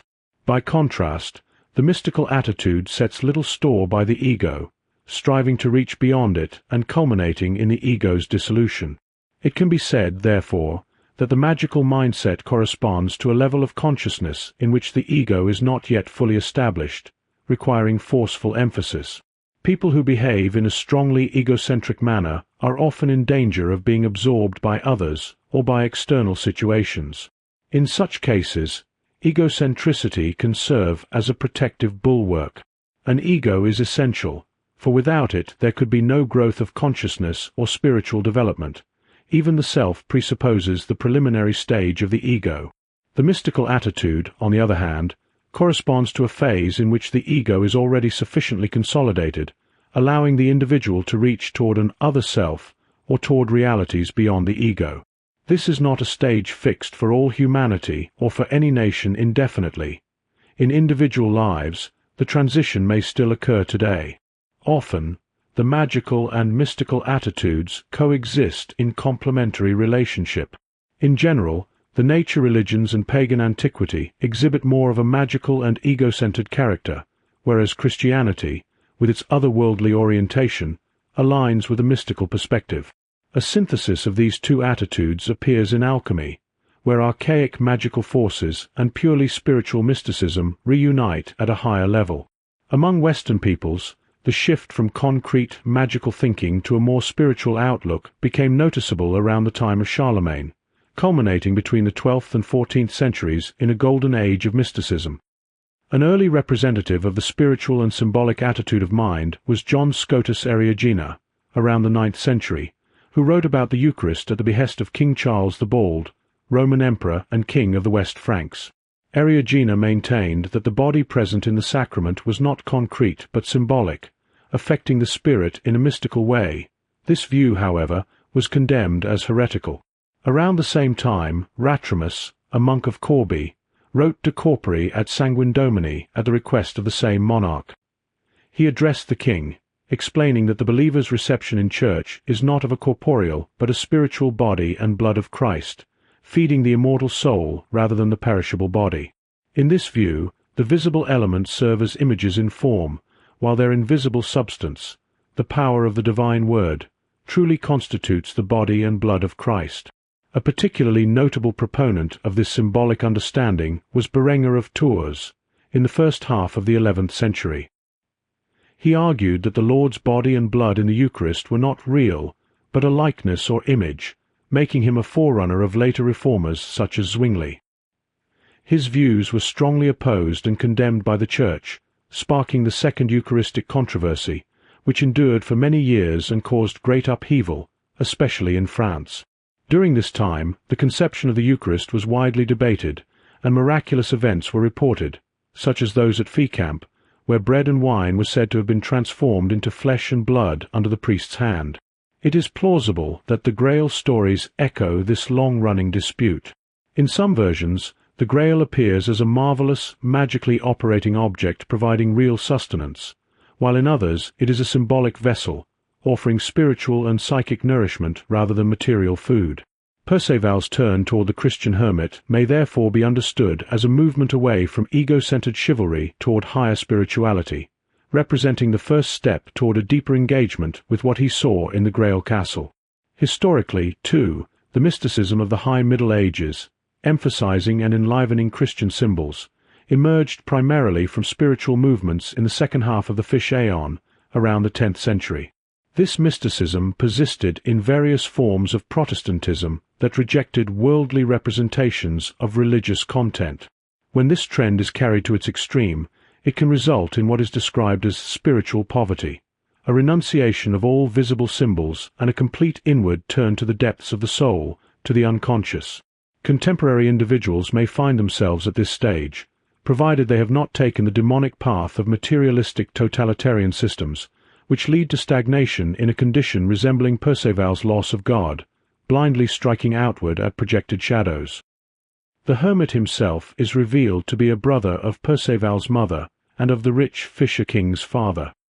In a matriarchal social order, the mother's brother holds the status of a godfather.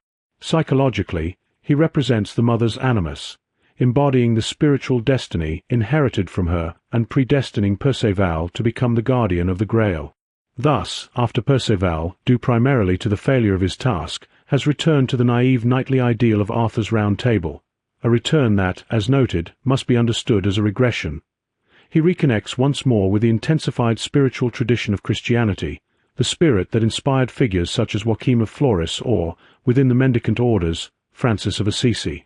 In this context, one can perceive a certain link to modern psychology of the unconscious, in that the highest value is placed on the spontaneous life of the soul, with its dreams and visions, just as contemporary psychology emphasizes the meaning of the individual's inner experience, in contrast to the collectivism of institutionalized religious life.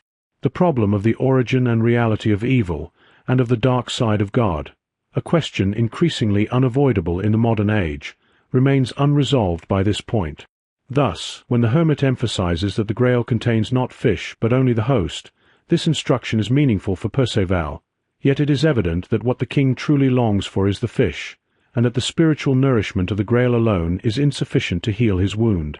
Symbolically, Perceval anticipates the modern path of individuation, but at this stage of his journey, he is not yet able to ask the decisive question. Still, he has regained a measure of hope. The story now returns to Gauvain, who, in the course of his adventures, arrives at a castle where a young woman is seated beneath a tree, admiring herself in a mirror. She asks him to fetch her palfrey from a nearby garden, warning that a knight will try to prevent him from doing so. Gauvain is undeterred and retrieves the horse, whose head is white on one side and black on the other. The maiden behaves with a haughty, Amazonian air, yet she consents to ride with him. After several dangerous and unpleasant encounters in which she plays a part, they reach a river.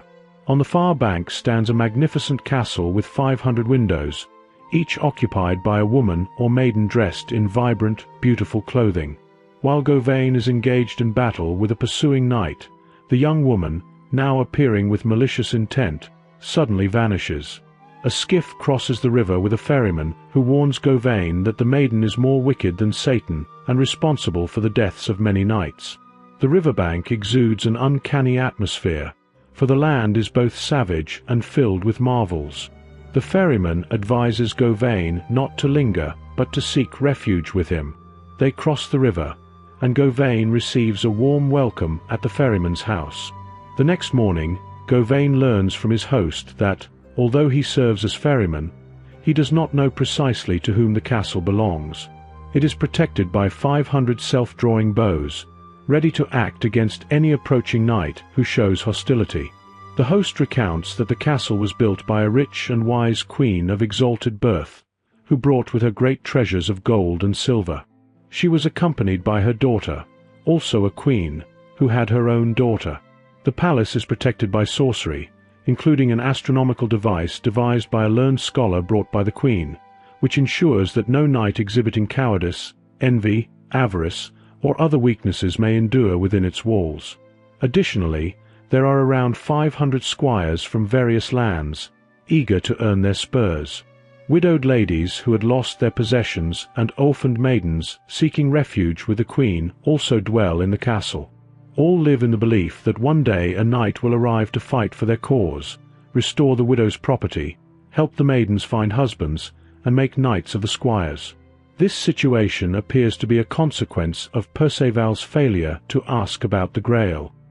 His cousin, the loathly maiden, tells him, "Ladies will lose their husbands, lands will be ravaged, disconsolate maidens will remain orphans, and many knights will die." She adds that it would be easier to find a sea of ice than a hero capable of remaining in this castle of damsels.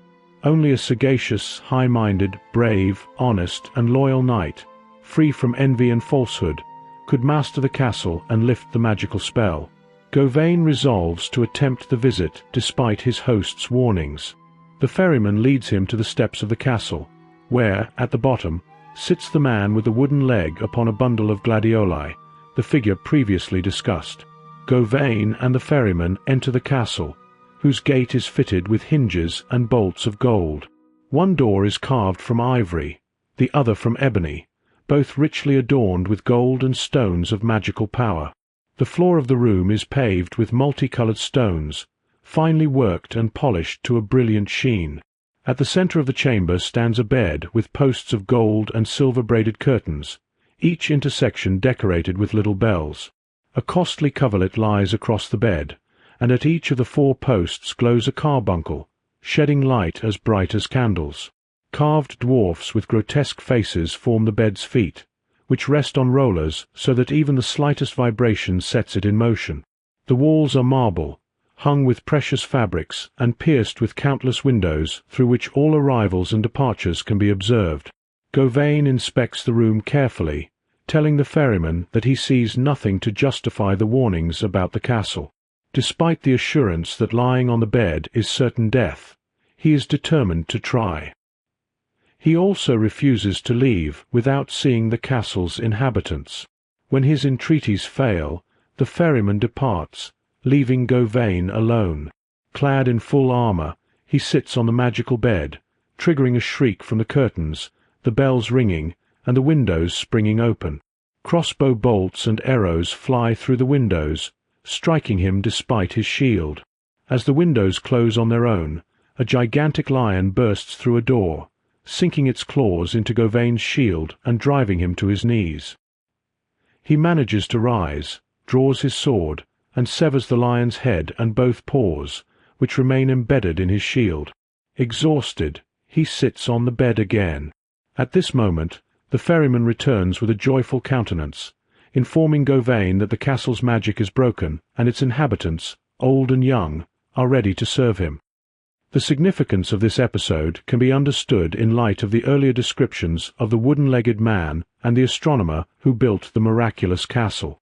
If the latter represents the Saturnian demon of sexuality or Wotan, lord of instinctual ecstatic love, this explains the devilish bed, the invisible arrows that strike the hero, and the lion as an eruption of animal greed and overwhelming passion. As long as the unconscious attacks the individual in such untamed, animal fashion, the one-sided Christian attitude of the knight remains evident. For this reason, alchemical symbolism prescribes severing the lion's paws. In some versions, it is the mother's hands that must be amputated. The lion, therefore, corresponds to the Mother Imago. The castle, populated with a queen, a grandmother, numerous women, and untested squires, represents a purely matriarchal region of the psyche, balanced by Gauvain's solar masculinity.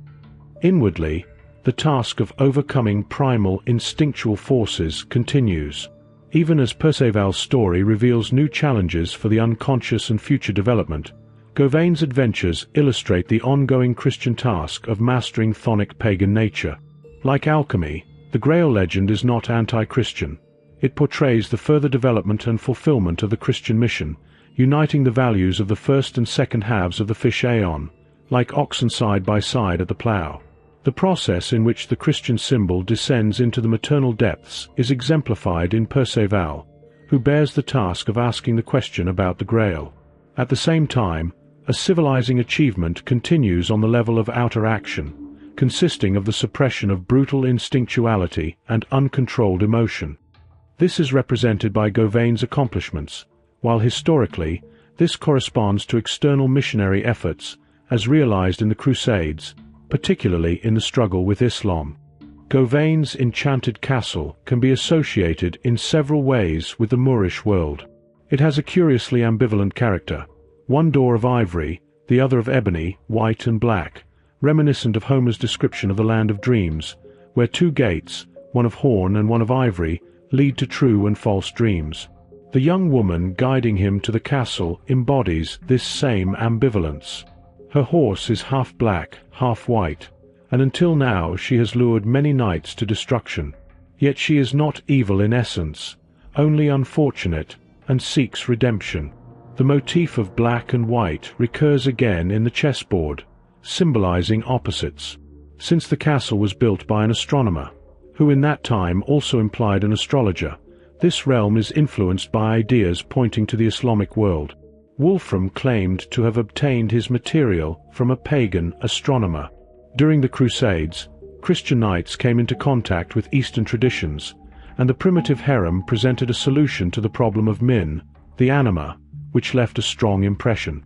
However, while sexuality is unrestrained there, no true psychic relationship between man and woman exists. Adoption of such a system by knights devoted to Menedienst would have meant a regression. The lion that attacks Gauvain and the magic arrows wounding him can thus be understood as a temptation to fall back into a primitive state, where erotic problems are solved merely on the sexual level through polygamy, but at the cost of foregoing psychic connection. Once he overcomes this image of instinctuality and exorcises the bed, the place of union in love, from such influences, a troop of squires immediately appears, prostrating themselves and offering their service. Then a beautiful maiden with a golden fillet in her hair, accompanied by other maidens, enters and, in the name of the queen, greets him as lord and foremost knight. She informs him that he is free to climb the tower to view the surroundings. Gauvain does so, but the ferryman explains that he will not be able to hunt in the countryside and may never leave the castle again. Far from pleased, he returns to the chamber and, frustrated, sits on the magic bed. The queen, accompanied by her daughter and retinue, comes to restore his spirits. After greetings, she inquires whether he belongs to Arthur's Round Table. Upon his affirmative answer, she asks if he knew King Lot, how many sons Lot had, and what they were called. Finally, she questions him about King Arthur. Gauvain assures her that Arthur is healthier, more agile, and stronger than ever, which she finds astonishing, as 100 years have passed since Arthur's childhood. She then asks about Queen Guinevere, whom Gauvain, as one of her knights, praises highly. This exchange highlights the significant role and influence of women during that period. As a wise master teaches young children, so the lady, the queen, instructs and guides all who come before her. All goodness flows from her and through her. No one leaves her presence uncomforted. She knows the worth of each person and what is needed to please them. No one performs an honorable deed without her teaching, and none departs in anger. The queen tells Gauvain that the same should apply to him, and he immediately feels his joy returning. At that moment, a meal is brought in, and he and his companion are magnificently served by the damsels and squires. The feast lasts as long as a day at Christmas, as it is said. Afterwards, there is dancing and entertainment, and then all retire for the night. Gauvain sleeps in the magic bed, which is now completely harmless. The next morning, he climbs the tower again and spies the malicious young woman with her knight. The two queens come to bid him good morning. May the day be full of joy for you, that the glorious father gives, who, of his daughter, made his mother. He asks if they know the lady and her knight. May the fires of hell burn her, exclaims the queen. She brought you here yesterday evening, but do not concern yourself with her. She is too evil and malicious. She warns him not to trouble himself about her escorting knight, for he is a formidable fighter who has already slain many knights at the ford before their eyes. Gauvain requests leave to speak with the malicious damsel. The queen tries to restrain him, insisting he should not leave the castle for such a worthless person, and in fact should never leave at all, lest he cause harm.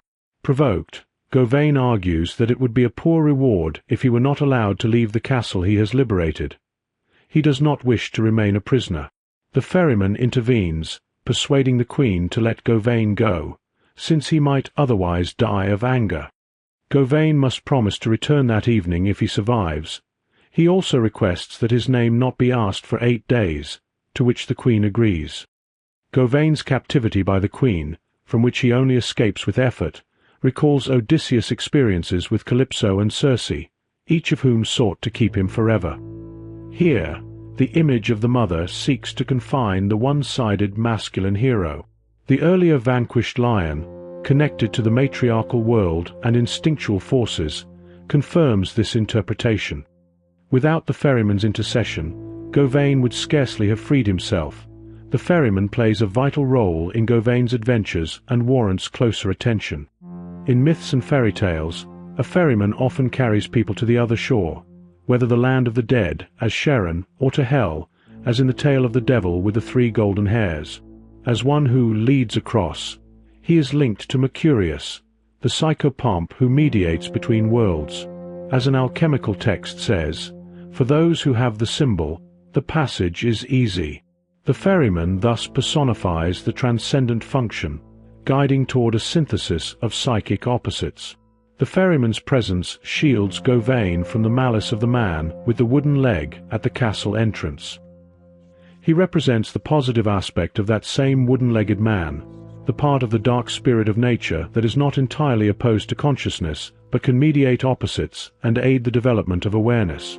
It is also because of him that the Queen permits Gauvain to go free, highlighting his prospective role in guiding future events. Gauvain then moves to the river, where he confronts the knight guarding the ford, a companion of the malicious young woman. He defeats the knight and hands him over to the ferryman. He invites the evil maiden, who seems a counterpart to the hideous messenger of the Grail, to accompany him, but she refuses. Instead, she asks him to fetch flowers from the far side of the river, as her knight would. The women of the castle watch in horror as he rides away with her. With a daring leap, Gauvain crosses the river and encounters a knight with falcons and hunting dogs in the meadow. This is the handsome Guy Romulans, once a friend of the malicious damsel. Gauvain learns from him that no one has dared cross the dangerous ford, and that the maiden has sent him deliberately, hoping he will perish. Her name is Ioguilus de Logres, the proud one of England. Guy Romulans, initially disbelieving that Gauvain has been in the Castle of Marvels and slept in the magic bed, thinks him a charlatan. But when he sees the lion's paws still hanging from Gauvain's shield and hears of the battle, he falls to his knees, begging forgiveness for his doubt. Guy Romulans asks if Gauvain saw the old queen and whether he inquired about her identity. Gauvain had not asked, and he learns that the queen is Jung, King Arthur's mother. He cannot believe this, since Queen Jung has been dead for many decades and Arthur motherless. Guy Romulans insists, explaining that after Uther Pendragon's death, Jung moved here with her possessions and had the castle built. The other queen is her daughter, the wife of King Lot, and Gauvain's mother. Gauvain, who has not yet revealed his name, claims to know Gauvain well, but laments having had no mother for many years. Guy Romulans corrects him. Gauvain's mother arrived years ago and bore a child, the tall and beautiful young woman in the queen's castle. She is Guy Romulans' friend and the sister of a brother whom he curses.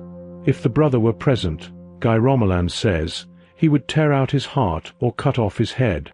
Guy Romulans explains that Gauvain's father killed his own father, and Gauvain killed one of Guy Romulans' cousins, which fuels his hatred and need for revenge. Guy Romulans gives Gauvain a ring to deliver to his sister, the beautiful Claricent, and names the Castle of Marvels, La Roche de Champguin, or Sanguine in many manuscripts. In Wolfram it is Roche Sabins, known for producing green, red, and scarlet cloth for trade. Finally, Guy Romulans asks Gauvain's name and is astonished to learn that he is none other than the much-hated Gauvain himself. Though he regrets not having his weapon at hand, they arrange a duel for a week hence. Gauvain must summon King Arthur and the entire court, while Guy Romulans will call his own people. The contest between two outstanding knights would be a spectacle, and the victor's fame would be multiplied 1,000-fold by the presence of many witnesses. Gauvain agrees and returns across the dangerous ford. Upon seeing him, the malicious damsel falls to her knees in repentance and begs his forgiveness. She explains that grief over the death of her beloved, killed by Guy Romulans, drove her to wickedness and treachery. She had hoped to provoke a knight to kill her, and she expected Gauvain to do so. Instead, he invites her to accompany him to the castle. The ferryman transports them, and they are received at the castle with great joy. Gauvain gives his sister Guiromelan's ring and declaration of love, which she reciprocates, even though they have only seen each other from across the river. Gauvain does not yet reveal his identity, so his mother does not recognize him. He sends a squire to King Arthur, who is staying nearby, with instructions to appear before Roche Champion in 5 days to witness the contest between Gauvain and Guiromelan's. He also commands that Queen Guinevere be specially invited. The squire rides across the river and delivers the message directly to Arthur in Orkney. Joy fills the exorcised castle of damsels. The queen orders the bathhouse heated and 500 tubs prepared, in which all the squires must bathe before donning new, gold-woven, ermine-trimmed clothes. They spend the night standing vigil in the church. The next morning, Gauvain alone fastens spurs on the right foot of each squire, girds on their swords, and dubs them knights. Meanwhile, in Orkney, Arthur is holding court. Anxiety mounts due to Gauvain's long absence. Seeing all his knights gathered without Gauvain, he swoons. The court rushes to aid him, causing a commotion in the hall. A lady, Laure, observes this from a bower and hastens to the queen, who inquires about the incident. At this point, the narrative resumes with Gauvain's messenger arriving. Everything is resolved with rejoicing, and preparations begin for immediate departure for Gauvain's duel with Guiromelan's. In the castle of damsels, Queen Jung reveals herself to Gauvain as Arthur's mother. With Arthur and his retinue present, the combat between the two equally matched knights is organized with great pomp. The contest remains undecided until Arthur, moved by the despairing Claricent, mediates a reconciliation. Guiromelan's wins Claricent as his wife and is granted lands by Arthur. In Wolfram's version, Aurgelus, who pledges herself to Gauvain, renounces her hatred of Guiromelan's, and he ceases his quarrel with Gauvain. It is not possible to recount all the details of Gauvain's adventures, but 2 motifs should be emphasized, as they also appear in Perceval's journey and are closely linked to the Grail: the unavenged, or to be avenged, murder of a cousin or brother, and Arthur falling unconscious before the tournament of hostile knights. The motif of the unavenged murder of a relative is not unique to a single story. It recurs in some form among nearly all the principal figures of the Grail legend. In many versions, the Grail King himself is implicated in such a crime. On one occasion, he is wounded by the spear of a pagan adversary while serving an anima figure whom the Grail has forbidden him to follow. Psychologically, the pagan opponent can be understood as a shadow aspect of the king. This suggests that, alongside the emancipation of consciousness brought by Christianity, an orgueil, or pride, has emerged, which in turn has constellated a destructive pagan demonism, estranging him from instinct and nature. Other versions of the story highlight variations on this same problem. Later, Perceval encounters a similar challenge in a water nixie's castle, where an invisible opponent, constellated by the anima, checks him. This adversary mirrors the invisible figure who kills the knight accompanying Gauvain, or who maliciously slays the Grail King's brother, the very act that caused the king's wound and the calamity afflicting the land. Clearly, the king has not succeeded in confronting the shadow. His one-sided nature and the unrealized other, responsible for his injury, prevent it from healing until Perceval fulfills his task. Like Gauvain, he is called upon to make reparation for a past wrong. The notion that a crime must be avenged belongs to humanity's primal attitude. It aligns with an archetypal sense of judgment and gives rise to obligations for revenge or restitution, which have been emphasized in many cultural traditions, especially Celtic legend. This should not be dismissed as mere instinct for revenge. Hidden within it is the idea that crime disrupts the world's natural order, and that to restore cosmic balance, amends must be made. Modern society, while prohibiting violent revenge, often fails to recognize the underlying fairness and purpose of this instinct, thereby releasing individuals from a sense of responsibility.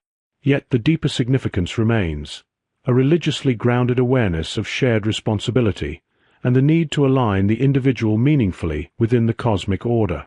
In this way, vengeance functions as a catalyst for restitution and repair. In the continuation of the Perceval story, the problem of injustice is rendered more complex. Here, the Grail King wounds himself on a sword that has slain his brother. This brother represents the unconscious aspect of the king, the part of the Christian man still unintegrated. He is a component of the king's shadow and wields the traitor's sword, symbolizing the potential for dangerous unconscious behavior. The sword itself represents the discriminating, discerning function of consciousness, which in the mythological testimony of the unconscious has stripped Christian man of his shadow.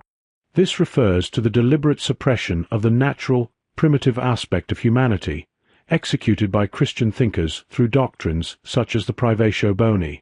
The amputation of the inner, natural man directly affects the Grail King.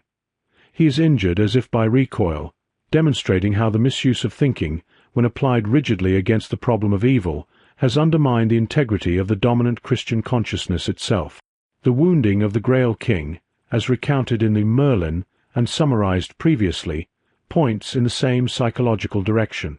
It is not the murdered man but the murderer, Garlon, who functions as an invisible errant brother of the king.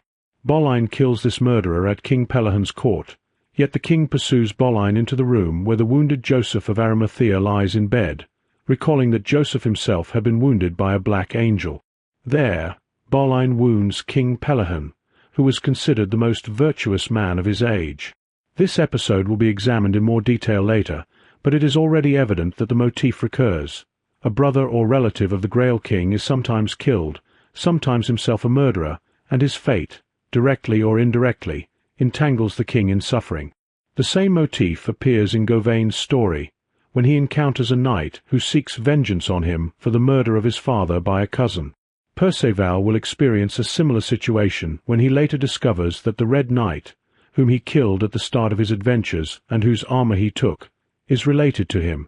Psychologically, the repeated appearance of such a motif indicates that it is not yet integrated into consciousness, and therefore keeps emerging in new forms to gain attention. This motif of the shadow brother is closely tied to the contradictory nature of the Christian aeon and the separation of opposites in this age. This problem, reflected in the figures of Christ and Antichrist, or in the two sons of God, Saturnal and Christ, and in the Gnostic speculation on Christ's twin or double nature, points to a rending of opposites in the symbol of the self. The religious dilemma, and with it the personal problem of the indwelling shadow, confronts the Christian man, the Grail King, and Perceval, his appointed successor. Here Gauvain too must face it. As the opponents prepare for combat, a conscious confrontation between the Christian knight, represented by Gauvain, and his shadow adversary. King Arthur faints from anxiety, for Gauvain has not yet arrived.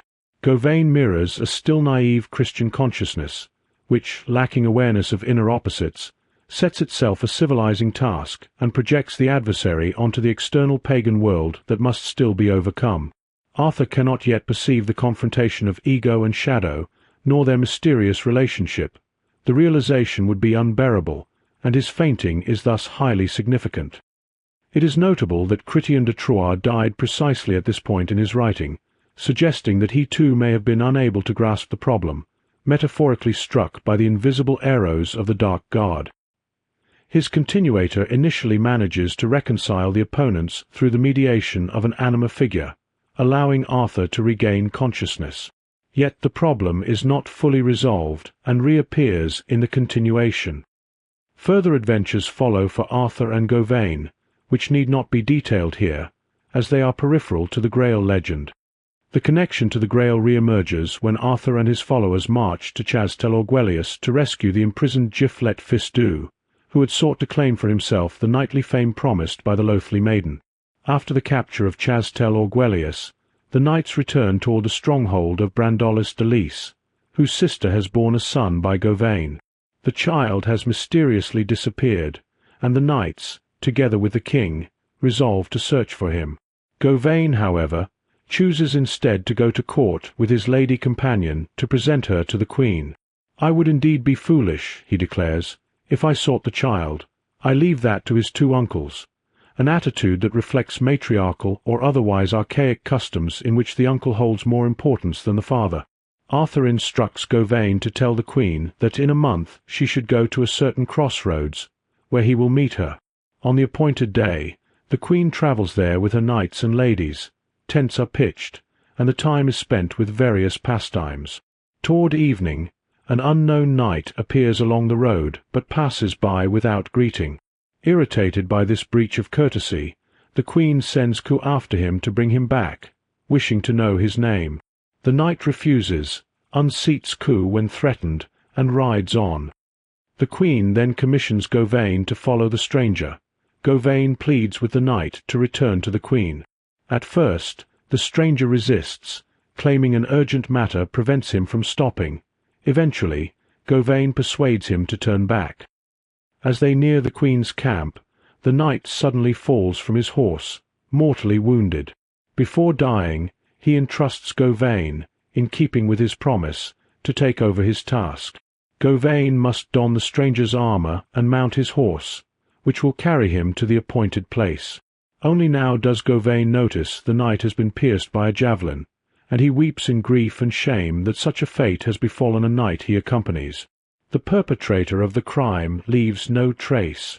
The dead knight is brought before the queen, undressed, revealed to be very handsome, and mourned by all. Despite the rapid fall of night, Gauvain arms himself immediately, determined to fulfill his promise and carry out the unknown man's business, though he knows nothing of its nature. Trusting the stranger's horse, he sets out and rides wherever it leads him. The night is dark, and a storm rages with flashes of lightning. At a chapel on a crossroads, a light burns, and Gauvain enters for shelter. Suddenly, a black hand reaches through a hole beneath the altar and extinguishes the light. A wailing voice rises, and his horse is terrified. Of the marvel he discovered, of which he was terrified time and again, no one may speak or tell. Whoever attempts to recount it otherwise will suffer pain and trouble, for it is a sign of the Grail, and must be related only as it is meant to be told. Troubled and full of fear, Gauvain rides on until morning, when he is amazed to realize that he has crossed the entirety of Brittany and Normandy. Without stopping, he continues through a vast forest, and toward evening he reaches the sea, so exhausted and hungry that he can scarcely remain in the saddle. Yet the horse presses on relentlessly, allowing him no rest. He comes to a road where the trees arch overhead like a roof, casting a dark and uncanny shadow beneath them. In the distance, he sees a bright glow as if from a fire. When he tries to turn his horse from the road, it rears wildly, and he is forced to acknowledge defeat.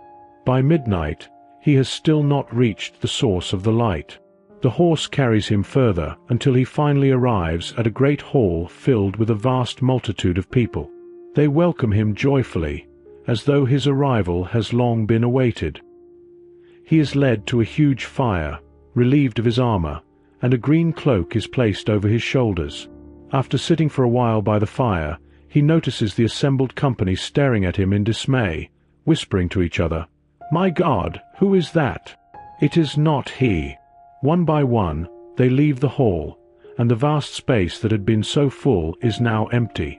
Alone, Gauvain sees a coffin in the center of the room. A pall embroidered with a gold cross covers it, and upon the cross lies a sword broken in two. 4 candles burn at the head and feet of the corpse, and 4 censers hang from gold and silver pillars, filling the hall with thick smoke. Anxiously, Gauvain crosses himself. Everything strikes him as uncanny. Then a priest, followed by a procession of holy men in magnificent robes, carries a valuable silver cross adorned with precious stones toward him. They begin to celebrate the Mass for the dead. The censers are swung over the bier, and the hall once more fills with people surrounding the coffin and lamenting loudly. When the service ends and the censers are returned to their places, the god disappears, but the corpse remains. Amazed by the incredible scene, Gauvain crosses himself repeatedly and offers a fervent prayer. He then sits down, covering his face with his hands after standing for so long. Here, the motif of a knight struck by an invisible enemy appears once again. The dead man, named Goon du Desert, was a brother of the Fisher King. He had been assassinated by the nephew of an opponent he had slain. The sword of the murdered man broke under the treacherous blow, and the Grail King himself was wounded by a fragment of the weapon as he tried to remove it. From the way the people receive Gauvain, it is clear they have mistaken him for the long-awaited Redeemer of the Grail. When they discover he is not, their disappointment shows that he is in no position to avenge the crime against the dead knight. Psychologically, the dead man can be seen as the part of psychic life that is neglected in the collective Christian attitude of consciousness, and which has therefore been weakened and attacked by a traitor. The way the knight is laid out, between 4 gold and silver pillars with 4 censers, marks him as an aspect of the self. When the text notes that after the Mass for the dead, or after Christ's body is carried away, the god disappeared, the corpse remained, it signifies that the presence of Christ in the transubstantiated host cannot fully include this aspect of the self. This aspect is not activated by the incarnation of Christ or its perpetuation in the Mass. The dead knight represents the point at which the sword of traditional thinking is shattered.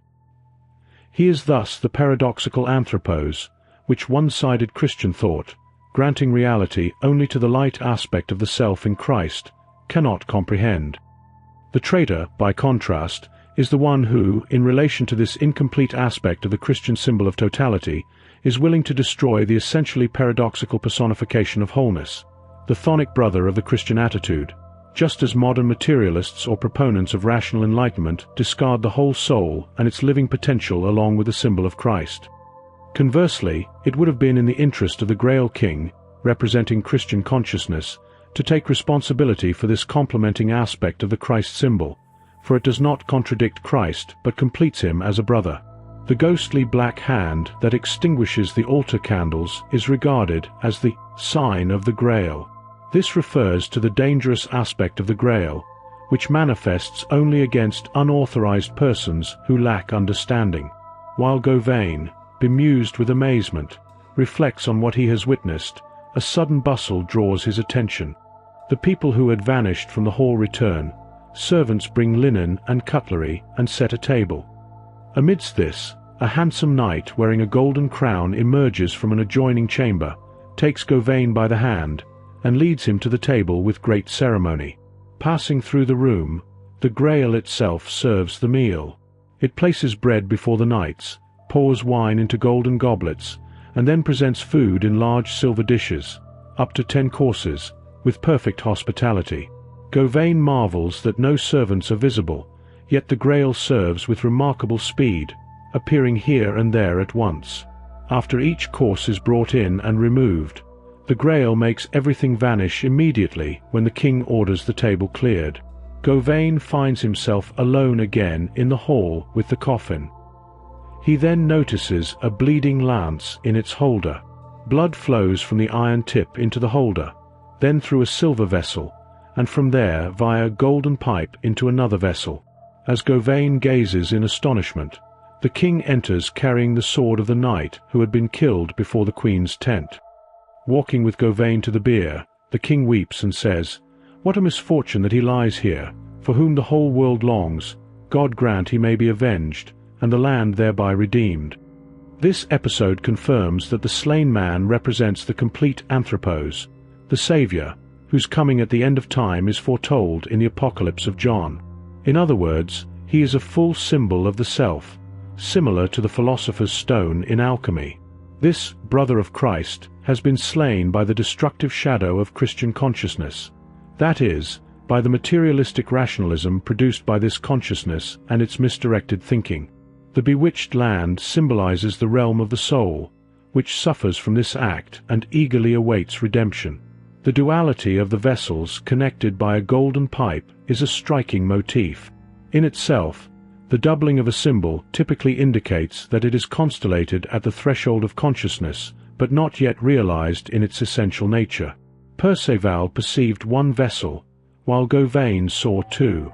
This suggests that the consciousness of the Christian knight, as personified by Gauvain, splits the essence of the psychic being or maintains it in a state of lasting division. The golden pipe bridging the 2 vessels shows that the split is not total, but is continuously reunited through Christ's blood, as reflected in the Christian doctrine of redemption. Nevertheless, the inner unity of the soul remains at risk. Gauvain had sought the bleeding lance, while Perceval's task had been to find the Grail.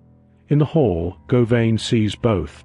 The inhabitants of the Grail Kingdom initially believe he is the awaited Grail hero and clothe him in a green cloak, the apparent attire of the hero. This corresponds to Wolfram's version, where the Grail is carried on a green silk cloth. The color green, the benedicta viriditas of alchemy, represents the Holy Spirit, growth, and the life of vegetation, the spirit of nature itself. In contrast to the scarlet worn by worldly kings, the green cloak signifies that the Grail's guardian is a king in nature, a ruler of the realm of the natural soul. Gauvain, as the type of Christian knight, is not called to this kingship. The king draws a sword, which Gauvain sees is broken in two, the missing piece lying at the dead man's feet. The king hands both pieces to Gauvain, saying, "If God so wills, this sword shall be joined together by you. Let us see what he has decreed." Gauvain tries but cannot unite the parts. The king then takes him by the hand and leads him to an apartment where knights and others are assembled. Sitting together, the king tells Gauvain not to worry for failing the task for which he came. His fame as a warrior is not yet sufficient. Perhaps, if he returns one day, he may succeed.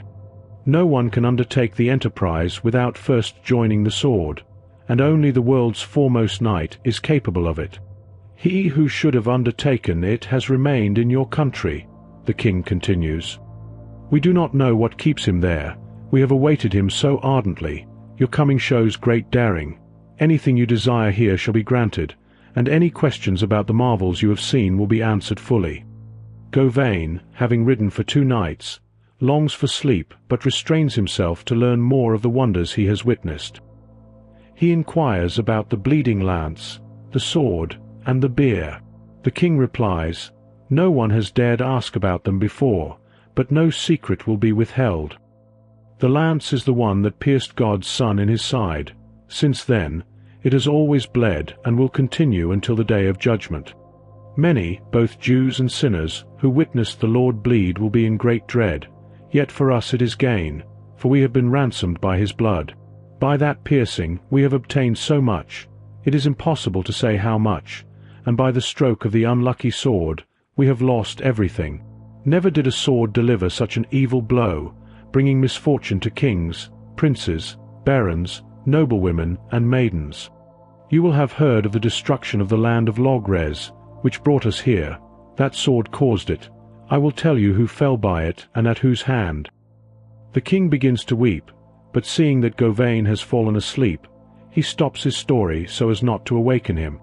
Gauvain sleeps until morning, waking beneath a bush on the seashore, with his weapons and horse at his side. There is no sign of any castle.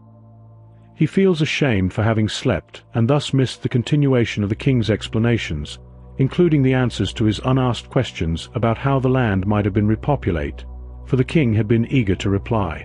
Gauvain eventually consoles himself with the thought that when he has gained even greater fame as a warrior, he will return to the castle and learn everything. In the meantime, he resolves not to return to Britain until that future day. As he continues on his way, he notices that the land, which had been desolate the day before, is now green, with streams running full of water. This is the formerly devastated kingdom. At midnight, the very moment he asked about the lance, God permitted the waters to flow again, restoring the land's vitality. The land should also have become populated, but this did not occur because Gauvain asked no further questions.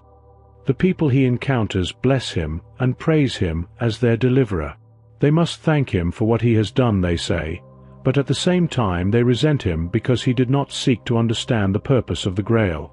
Gauvain, unwilling to linger, prefers to pursue new adventures to achieve even greater renown. Wandering for a long while, without returning to his native land, his story appears to have ended. His one-sided nature as a Christian knight allowed him to sleep through the full significance of the Grail, remaining unconscious of its mystery. He inquired only about the lance, which indeed restored the life of nature in the Grail Kingdom but did not redeem its people, reflecting the duality of the Grail vessel he observed. Gauvain's later wanderings reveal aimless psychic restlessness. He is not contained in anything because he has not grasped the vessel's mystery. His roaming mirrors the sense of unease that, at the end of this age, increasingly affects Christian man, turning him into a restless, adventure-seeking wanderer. The narrative then returns to Perceval, who is sunk in thought, constantly searching for the Grail. It is unnecessary to interpret every incident or adventure. The focus is on those episodes that illuminate the meaning of the quest for the Grail. Perceval hears from a knight he has defeated that on Mount Dolorous, the grievous mountain, there is a miraculous pillar to which only the noblest knight can tie his horse. He longs to attempt this feat. On his way to the mountain, he comes to a swiftly flowing river, the same river where he previously encountered the Fisher King. He is therefore not far from the king's castle if he can only cross to the beautiful, inhabited country on the far side. He rides the entire day without finding a crossing. Finally, on a slope by the riverbank, he comes upon a castle he wishes to visit. The gate is locked, so he gains entry through a hole in the wall. Inside, a maiden sits beneath an almond tree, combing her hair. She is aware that he intends to cross the river and offers to guide him across on her mule. She is remarkably nimble and fair. At the riverbank, she unties a skiff, jumps in with her mule, and invites Perceval to join her.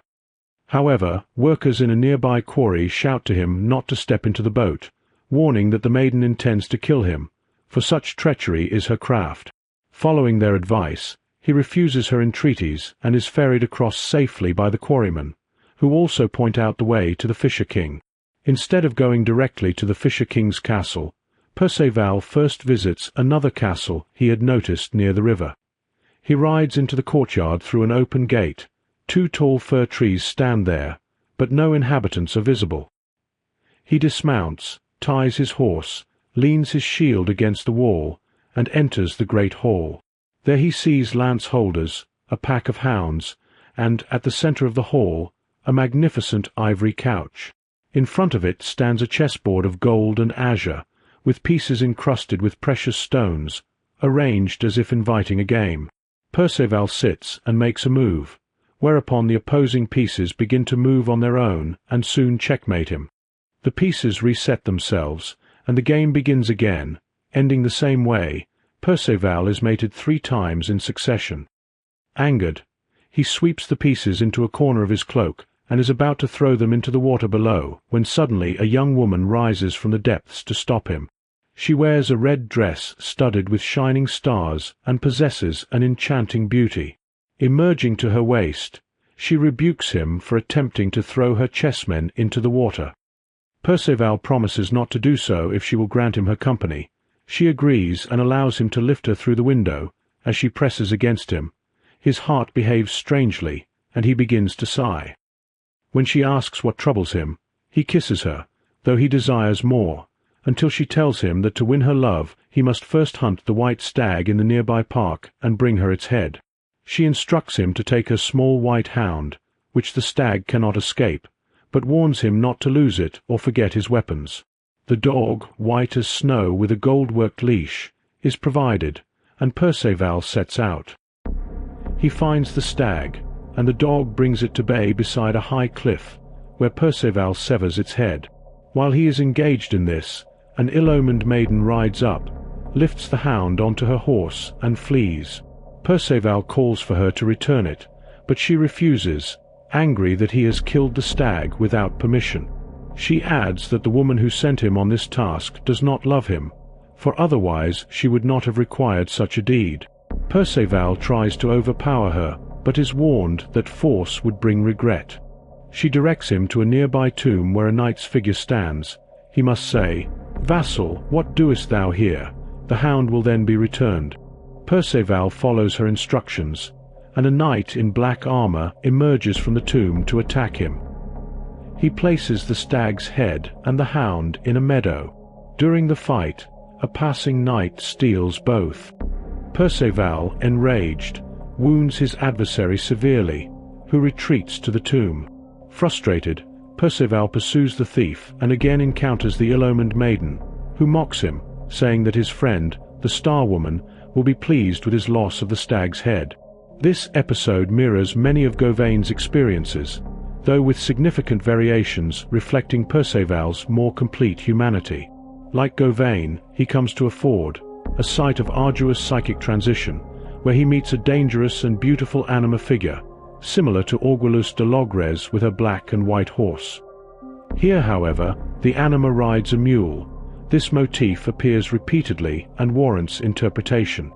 The mule, combining the noble qualities of the knight's steed with the lowly, lustful characteristics of the donkey, represents a coniunctio oppositorum on the animal level. It is sterile, incapable of begetting or giving birth. Like Aiguilus de Logres' black and white horse, it symbolizes an ambivalent union of opposites within the realm of instinct. Although this union exists in a living creature, it remains unconscious and mediated by an ambiguous anima figure, preventing a fully positive interpretation. It could indeed signify a regressive reconciliation of opposites, perhaps akin to the level of eros in Islam as previously described. The mule's rider is nimble and fair, hinting at a tempting short-term solution through a return to an instinctual pagan attitude that had already been overcome, but such a return would require renouncing Christian ethical values. Perceval avoids this danger, yet he does not proceed directly to the Fisher King, although he now could. Instead, he visits the charming chatelaine of a nearby castle, who is a water nixie. Her castle evokes the Castle of Damsels from Gauvain's story, but it is inhabited by a single anima figure, pointing to a more individual and higher stage of relationship with the anima. Their contact begins with a game of chess, symbolizing a spiritual confrontation and discussion. In each round, Perceval is checkmated by his invisible partner. His still naive masculinity encounters a force entirely irrational and incomprehensible, compelling him to recognize that some powers cannot be overcome by courage alone. The unseen opponent proves unquestionably superior, suggesting that this figure represents a superior aspect of the self, or more precisely, the aspect of the anthropos that Perceval has yet to embody. Through the chess game, it becomes evident that Perceval is confronted by a psychic factor that had already been at work in all his prior misfortunes, always checkmating him. Because he cannot see this figure, he fails to grasp the magnitude of his task and reacts impulsively, attempting to fling the chessmen into the water, a short-term response. At that moment, a female figure in red rises from the water, unmistakably one of the demoiselles de Puce, a mysterious, natural being. The opponent's earlier red coloring now manifests in the anima's robe, linking the symbolic meaning of red, blood, emotion, and feeling, to her, giving her immense psychological authority. Throughout his previous actions, Perceval has not allowed himself to be guided by feeling, remaining unaware of the paradoxical ambiguity of his well-intentioned deeds. For this reason, the red-robed anima imposes a task that temporarily redirects him from the Grail quest. Her robe, scattered with stars, identifies her as a cosmic figure.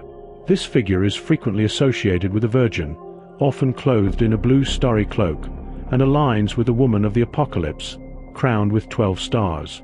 She embodies the divine Sophia, the personification of wisdom, and represents the anima that gives birth to the new Redeemer.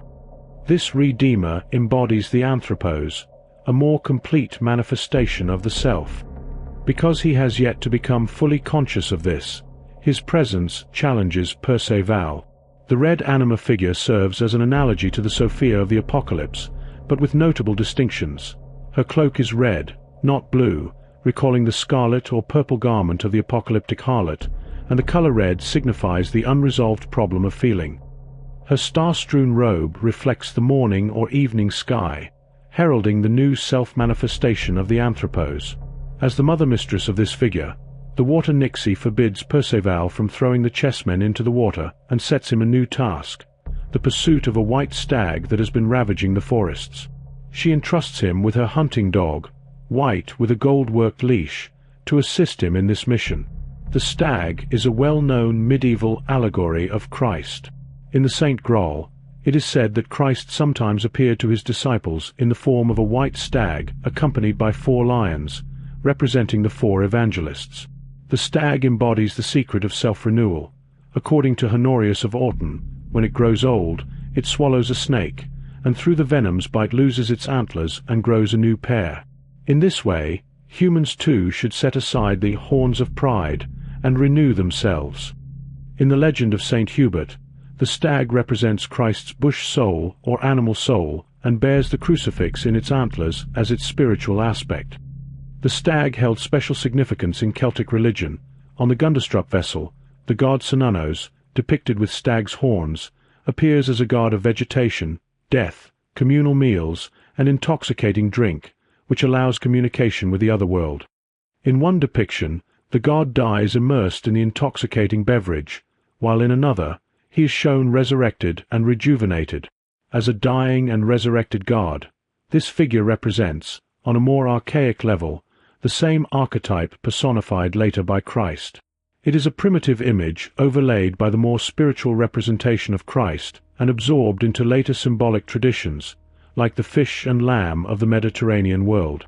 In many Germanic legends, the stag was said to cause springs to flow or to reveal healing springs to humans. It often guided hunters to their beloved, who was secretly identical with it.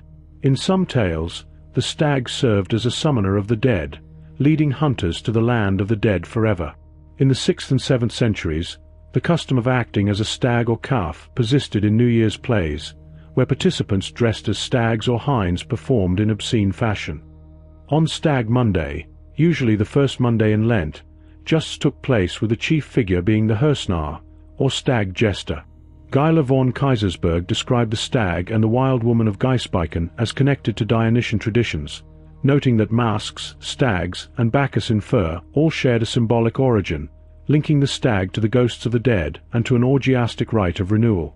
The figure of Cernunnos and the stag shares much with Merlin, a topic that will be explored further. In alchemical symbolism, the fugitive stag represents Mercurius and the soul in matter. Since the stag is often described as destructive, its interpretation emphasizes its negative qualities, such as superbia and death. It can be seen as almost Christ's shadow soul, a psychic component of the Christ symbol expressed unfavorably in the realm of instinct.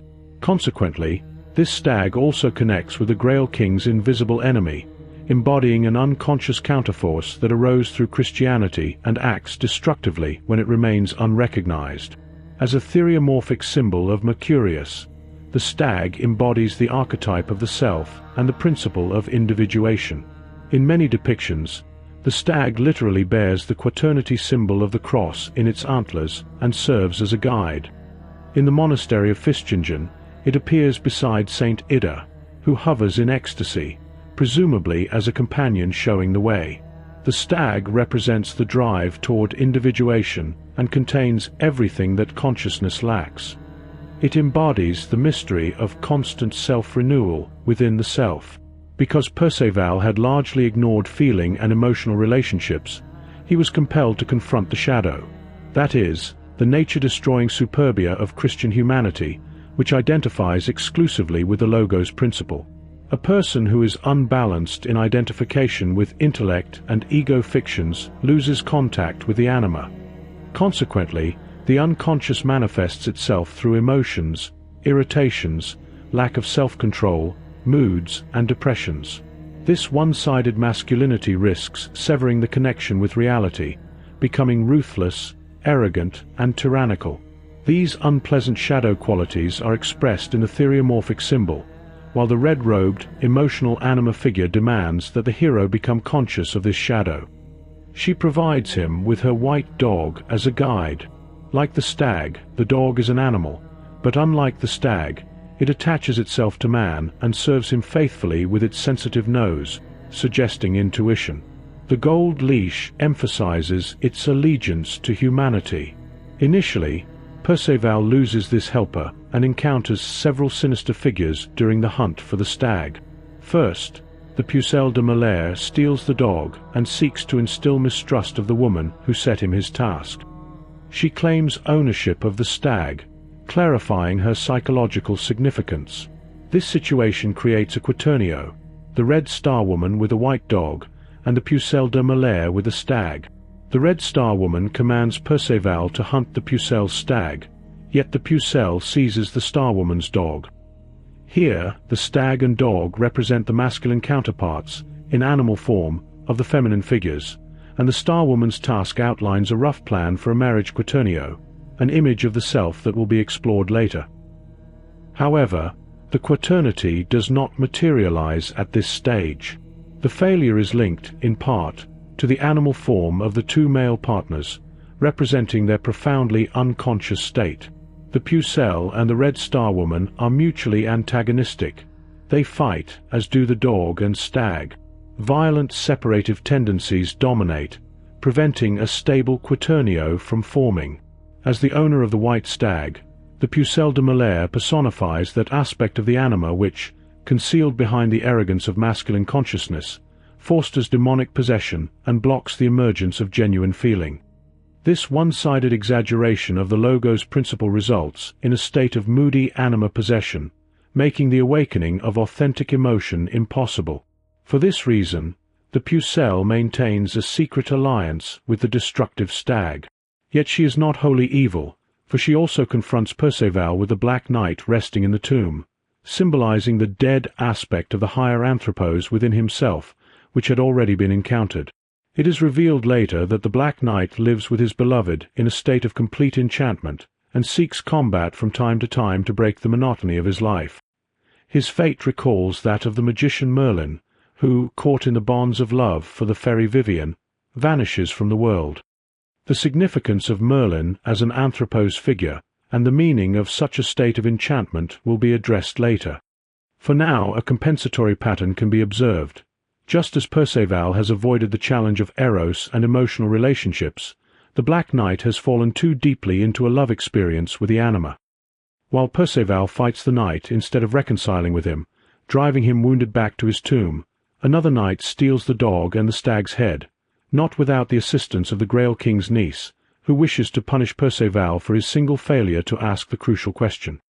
In fact, the anima acts paradoxically or splits into two opposing figures, pulling consciousness in different directions until the ego begins to engage with the task of individuation. Only when a man starts to apprehend the self behind the anima can he find a foundation to resist her contradictory influences. As long as she remains entangled with the self, he cannot escape her trickery. She seeks to both entangle him in life and pull him out of it, to enlighten and deceive him simultaneously, until he discovers himself and a stable inner ground beyond the paradoxes. Initially, both the dog and the fugitive stag are lost again. Frustrated, Perceval rides on and encounters a hunter, whom he questions about the Fisher King's palace. The hunter claims to have neither seen nor heard of it, nor has he seen the knight with the stag's head. The forest offers no shelter for miles, save for a solitary hermit, to whom Perceval could turn. He chooses instead to spend the night with the hunter.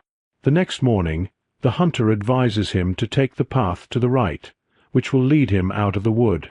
Perceval, however, takes the road to the left, hearing cries from that direction. There he finds a squire, face scratched and clothes tattered, carrying a javelin as Perceval once did, pursued by a dog. A knight with a bloody sword overtakes the fugitive and kills him. The knight refuses to explain his action to Perceval, resulting in a fight in which the knight is slain. Afterwards, Perceval seeks out the hermit, who gathers the corpses and buries them in his chapel. Continuing his journey, Perceval meets an aged knight on a white mule.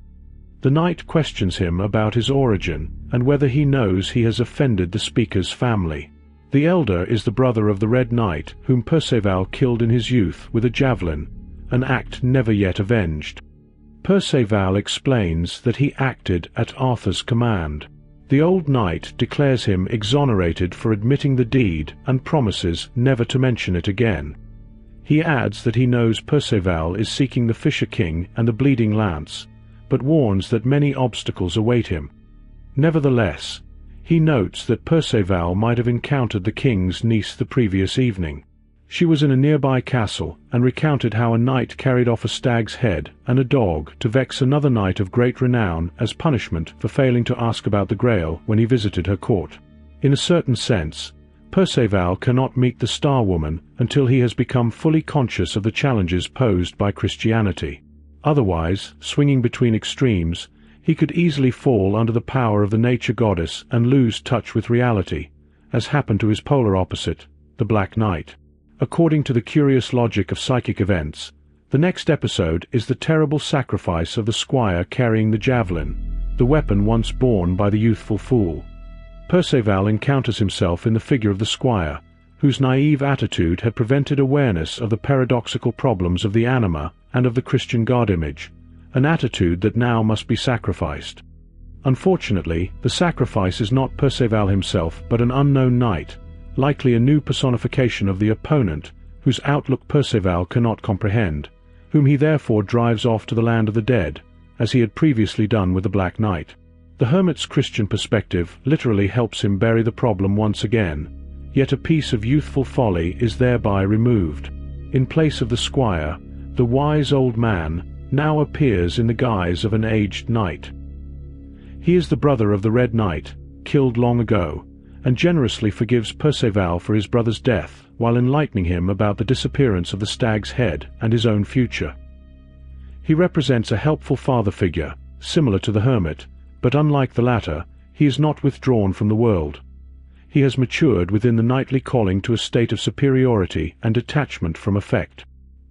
He points the way for Perceval, who soon loses it again, unsurprisingly, since the old man, like the troublesome anima figure, rides a mule. This shared theriomorphic attribute signals the unconscious and sterile nature of any premature union of opposites. The reconciling symbol remains at the level of the animal, in the realm of instinct. Perceval has gained some insight and maturity, but it is insufficient for the completion of his task, so fate places further obstacles in his path. Curiously, it is the Grail King's niece who prevents Perceval from completing the Star Woman's task of hunting the stag, apparently in revenge for his failure to ask about the Grail. The Grail-bearer acts similarly toward the Pucelle de Malaire. She steals the dog entrusted to Perceval by the Star Woman, while the Grail-bearer causes Garcelles, the knight in white armor, to carry off both the stag's head that Perceval had captured and the dog, forcing him to go to great lengths to recover them. Perceval eventually finds the head, nailed to a tree and guarded by Risolt, a red and white-robed damsel, beloved of Garcelles. It appears as if the Red Star Woman is contending not only with the Pucelle de Malaire, but also with the Grail-bearer for possession of the stag's head. On her side, the Grail-bearer is assisted by a knight in white armor and a red and white fairy, while the Pucelle is aligned with the buried knight in black armor, who remains enthralled in the bonds of love. The stag now appears in duplicated form, producing a complex pattern. The first stag's head hangs on the tree, while a second stag, hunted by Garcelles, is killed. The designs of the White Knight and his lady become evident. They kill one stag and nail the head of the other to the tree. Since the stag signifies a theriomorphic aspect of Christ, this act symbolically represents the killing of Christ's animal soul and the crucifixion of its essence, thereby sacrificing the theriomorphic component once more and enforcing upon the unconscious the Christian solution, the repression of instinctual life. The Pucelle de Malaire, on the other hand, seeks to have Versol, the Black Knight enthralled in love, hunt Perceval to death and seize the Star Woman's white dog. She embodies surrender to instinct and unconsciousness. In this sense, the Grail-bearer represents the light aspect of the anima, personified in the Virgin, while the Pucelle embodies the dark, witch-like Eve aspect. The red-robed Star Woman, as a Sophia figure, aims to guide Perceval to a realm beyond the opposites. After encountering the old knight, Perceval, filled with hope, resumes his journey but soon realizes, or notices too late, that he has lost the way. After battling a lion and a knight, he reaches a giant's castle, where he fares well at a lavishly spread table and later kills the returning giant. The path then leads over a mountain to a river, where on the far bank stands a tent beneath a tree, beside it a white horse, a white shield, and a lance of the same color. On a stone he sees an inscription in golden letters. While seeking a crossing, a knight emerges from the tent and challenges him because he allowed his horse to drink at the ford. Perceval defeats the knight and learns that the ford is Le Gué Amuris, the most wondrous ford in the world, which the knight has guarded for 5 years to prevent any horse from drinking there. Long ago, 10 damsels had dwelled beneath the tree, and knights came from all directions to win their favor and prove themselves in feats of arms. The victors always slew their opponents without mercy. After 6 years, the damsels departed and recorded this information on the stone, adding that any knight who could defend the ford for 7 years would earn a prize surpassing all others. This explains why the knight had remained so long. Now that he has been defeated, Perceval is expected to take his place. However, Perceval does not seek this honor, and they enter the knight's tent together, where they are lavishly served and spend the night. In the prose Perceval, one of Robert de Boron's trilogy, this adventure appears in slightly different terms.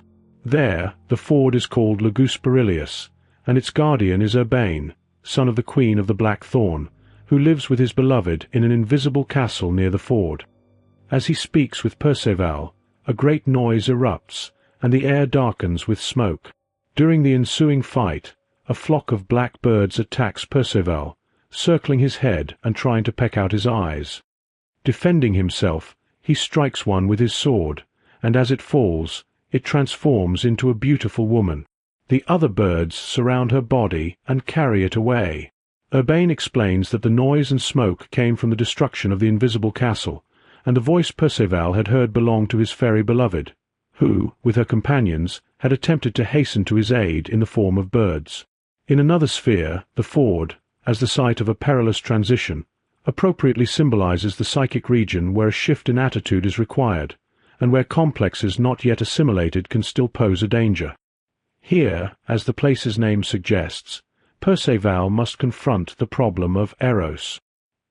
His earlier victories over the lion and the giant, symbolizing conquest over concupiscence and overwhelming emotion, have already occurred and carry the same meaning as those of Gauvain's parallel experiences.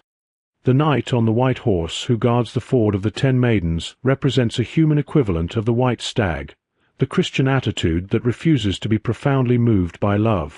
Surrounded by the 10 maidens, who have withdrawn, the anima remains undifferentiated or disappears entirely in response to this conscious rejection. Perceval reconciles with this white adversary, but gains nothing further from the encounter. In the second version, the same problem is presented with more psychological depth through the motif of a knight ensnared by love for his mistress. Urbain, son of the Queen of the Black Thorn, belongs to the Dark Mother, and has therefore fallen too deeply under the sway of nature, just as Perceval will not sufficiently submit himself to her. The appearance of beautiful women or fairies in the form of birds aligns with the widespread motif of the Swan Maiden in fairy tales, where the birds are usually white, and the hero wins the fairy as his bride by seizing her bird's skin. Here, however, the motif is inverted. The birds symbolize dark, destructive thoughts and fantasies. Perceval, defending himself with a sword of understanding, kills the fairy, and the castle where she lived with Urbain seems to be destroyed as well. This alteration reflects the strongly Christian outlook of Robert de Boron, who renames the ford Legus Perilius, rejecting the problems of Eros.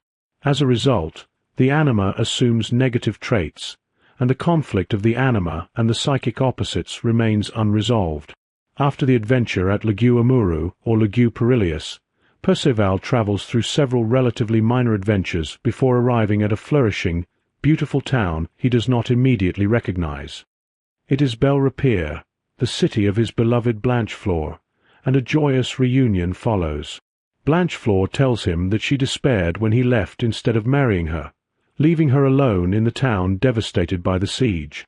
But after the prisoners and refugees returned, she had the castle and town rebuilt. Now that he has returned to fulfill his promise, the wedding could take place the next day. Perceval, however, insists that he cannot, for he has committed to a task he will not abandon for all the treasure in Friesland. He promises to return to her as soon as the task is accomplished. Blanchefleur acknowledges that a knight such as he must never break his word, and she will continue waiting, whether it pleases her or not, for she would rather endure suffering than disregard his wishes. Perceval spends 2 days with her before leaving, swearing to return as soon as he can. He resumes his search for the hound and resolves not to rest until he has recovered the dog and the stag's head and learned the secrets of the Grail and the bleeding lance from the Fisher King. Along the way, he encounters a knight and a girl who appears outwardly hideous. He defeats the knight and learns that the man is called Le Bayou Mauvais, the evil Bayou, and that his companion is, in truth, the most beautiful of all women, a fact confirmed when the knight later arrives at Arthur's court with her. Perceval's repeated disappointment of Blanchefleur reveals that his reluctance to engage deeply with the problem of the anima prevents him from forming a true bond with the woman who belongs to him. Instead, he is compelled, through the tension of an unfulfilled inner duty, to appear detached. In doing so, he disregards both the beauty of nature and the evil he encounters, encountering the distorted anima again without any resolution. Since he sends all defeated knights to Arthur's court, it is clear that he has not yet moved beyond the chivalric pattern of life reflected in these victories, and despite all his noble deeds, he has not grown further. Time and again, he returns to the same place, the hermit's cell. Resting under a tree, he recognizes the spot where he met the knights in his boyhood, realizing that his mother's house must be nearby. He finds it and is warmly welcomed by his sister upon revealing his name. She tells him that their mother died 10 years and 4 months ago, after he rode away. Together, they visit the hermit uncle who lives nearby and in whose hermitage their mother is buried. On the way, Perceval survives another combat, killing a knight attempting to violate a girl. Perceval attends Mass and introduces himself to the hermit, who informs him that he is his father's brother, though in some accounts he is the mother's brother. He is then shown his mother's grave before the chapel altar. Perceval mourns her death and recounts his life to his uncle. His encounter with the Fisher King without asking the Grail question, the maiden with the chess game, the stag's head and the hound, and the knight in the tomb. His uncle rebukes him for having killed a knight on the way to Mass, explaining that those who seek the Grail must shed no blood. Perceval replies that once he has learned about the lance, the Grail, and the broken sword that only a peerless knight can rejoin, he will willingly fulfill any penance his uncle may impose. The hermit then invites them to a simple meal of white bread and grapes, brought daily by angels. Afterward, Perceval and his sister take leave of the hermit, who imparts further moral precepts. Sadly, Perceval leaves his sister and resumes his quest. His journey again leads him to a strange castle, where he is so warmly received by beautiful maidens and their mistress that he feels he must be in paradise. It is the Château aux Pucelles, built entirely by 4 lovely damsels without any man's help. The next morning, he awakens under an oak tree in the forest. Later that day, he comes to a gigantic tree, whose shade could shelter 1,000 knights. A sumptuous tent is set beneath it. Under the tree stands a maiden in a red and white dress, the colors of the fairy world, and from the tree hangs the sought for stag's head. He greets the girl, but she is extremely uncivil, claiming he has taken her dog. She informs him that the stag's head is there, but the woman in the red star-covered dress may wait indefinitely for her hound, which she claims as her own. Perceval is delighted, believing the dog cannot be far away. He removes the stag's head from the tree and places it on the grass. The damsel becomes angry and calls for an avenger. Soon, a white stag appears, carrying the missing hound, followed by a knight in snow-white armor. They halt at the tree. The knight kills the stag, and a fight ensues over the stag's head. Perceval prevails, reclaiming the head and the dog, and the knight, Garcelles, is sent to Arthur's court with the maiden, Riseult. From him, Perceval also learns the circumstances of the Black Knight from the tomb. Inadvertently, the Black Knight had come to the land of Avalon, where he fell so deeply in love with a beautiful maiden that he could never leave her. He now lives with her in an invisible castle she has built. At the castle's entrance, she erected a mausoleum with the effigy of a knight inside, visible to all, so that her enraptured lover, who might otherwise grow restless in her company, can engage passing knights in combat. Although Perceval had learned of his mother's death immediately after leaving the Grail Castle, It is as if he only now fully comprehends the depth of the loss. Psychically significant events often unfold gradually, and in this case, it has taken more than 10 years for Perceval to feel the full impact. Previously, the mother's death symbolized a state of disconnection from the unconscious, and over the course of his difficult experiences, Perceval has slowly become aware of this psychic atrophy, realizing that he has been moving in circles. The knight he now kills while protecting a girl from assault reflects the violent tendencies he displayed in his first adventure, when he kissed a sleeping woman and took her ring.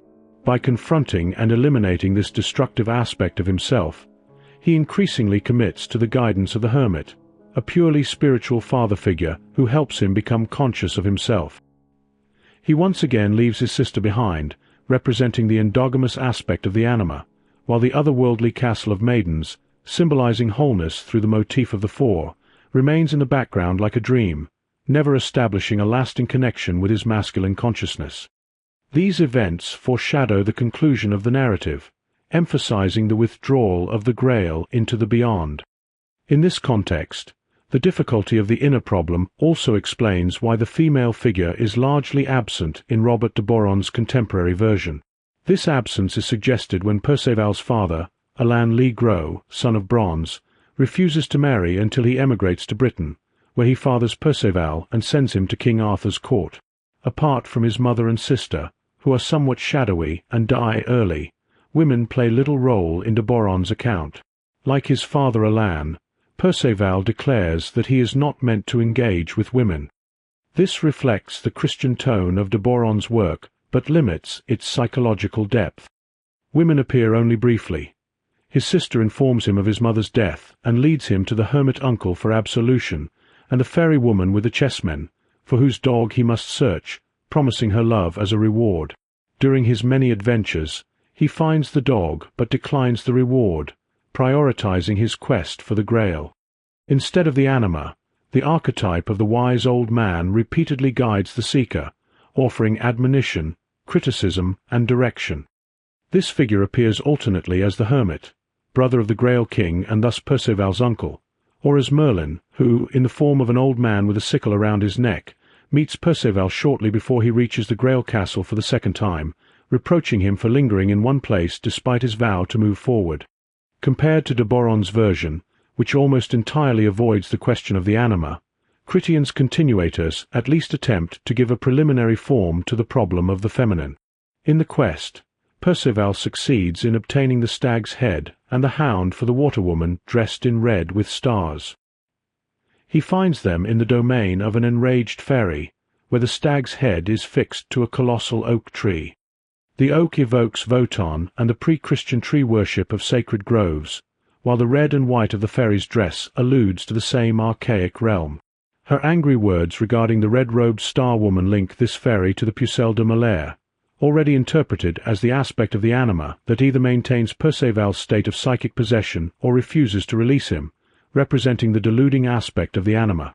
This fairy, who seeks to suspend the problem symbolized by the stag's head and halt Perceval's progress, can be understood in the same way.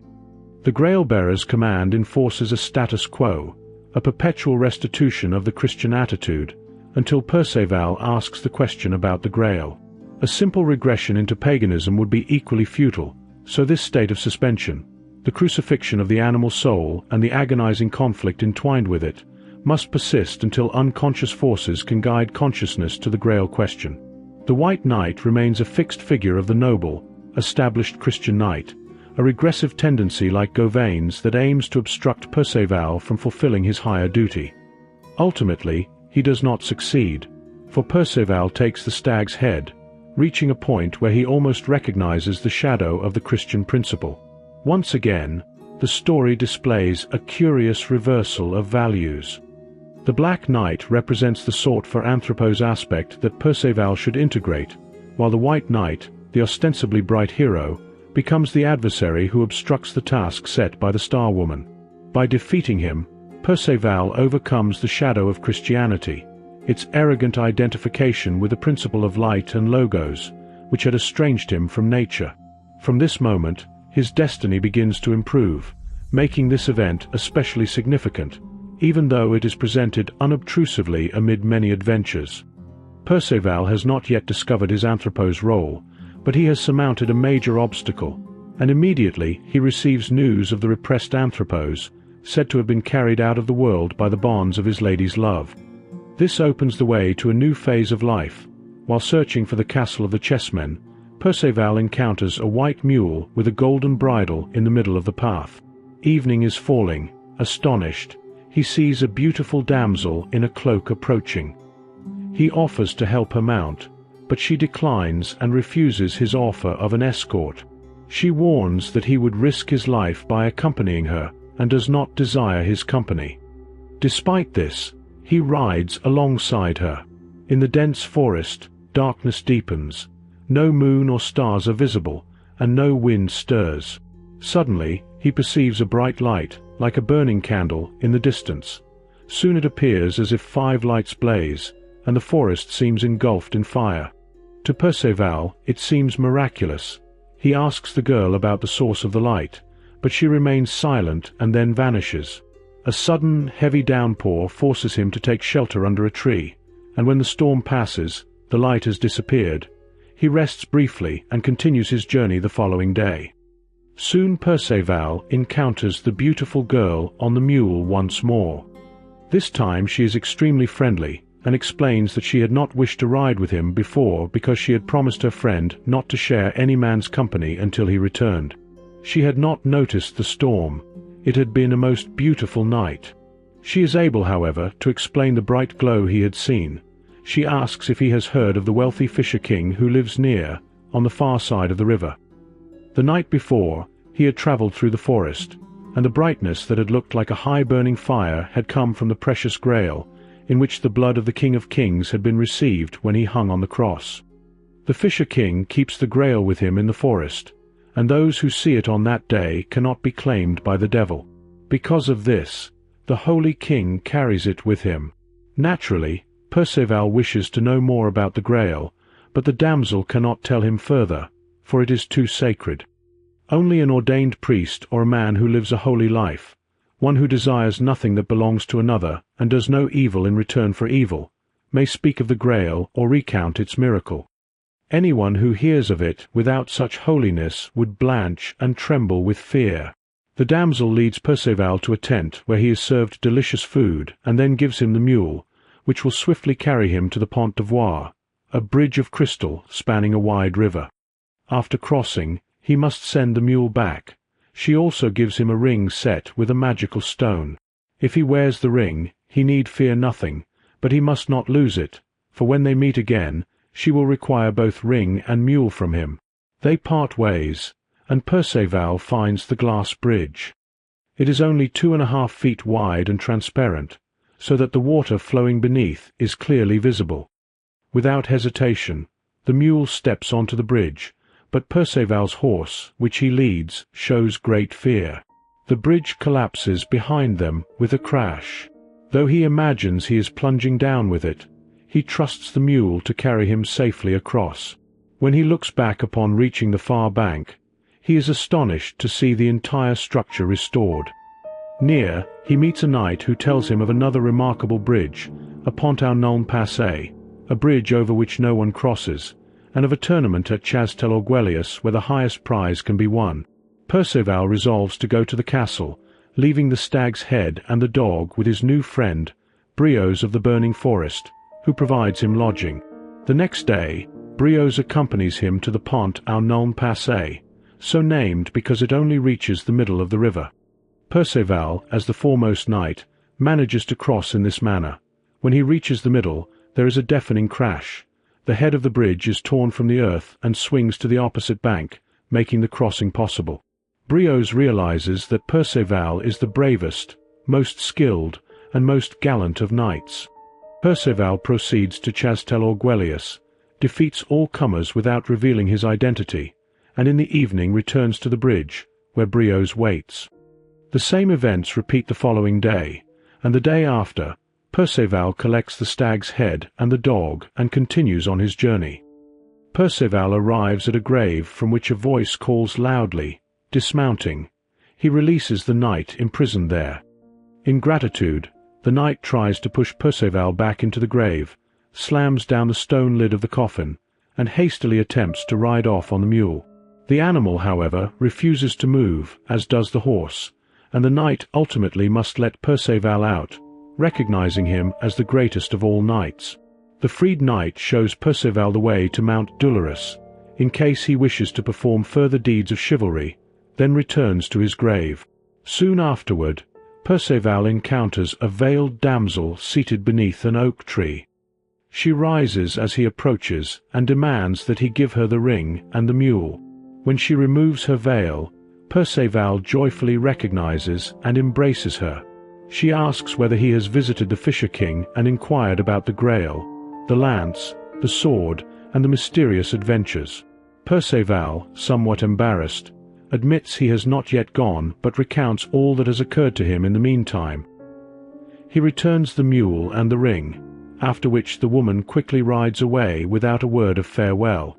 Perceval spends the night alone in the forest once more. In this part of the story, a woman riding a mule appears again. While in her earlier appearance she undoubtedly represented a dangerous and destructive anima figure, here she proves helpful. Later, she reappears in a benevolent form and is revealed to be Merlin's daughter. Although the narrative does not state it explicitly, it is clear that both riders represent the same figure.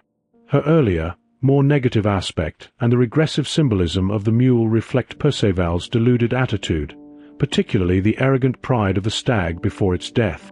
This second mule rider gives Perceval a ring with a magical stone, sends him across the remarkable glass bridge, and then over a second hazardous bridge that rotates on its own axis. The ring symbolizes the bond within the self and the commitment to wholeness. That Merlin's daughter gives the ring and later takes it back suggests that this anima establishes a special connection with Merlin himself, who represents the personification of wholeness, still unattained but influencing the story from afar. Merlin's importance becomes more evident later, as he is mysteriously connected to the wounding and healing of the Grail King and acts as an invisible guardian for Perceval on his path to the Grail Castle. The magic ring allows Perceval to cross the extraordinary bridge safely. The ford or river crossing, previously interpreted as a dangerous transition that causes a significant change in psychic attitude, finds a parallel here in the bridge. Like the ferryman who aids Gauvain, the bridge functions as a human-made symbol that enables the transcendent function to be consciously realized and applied practically, integrating spiritual insight into the hero's journey.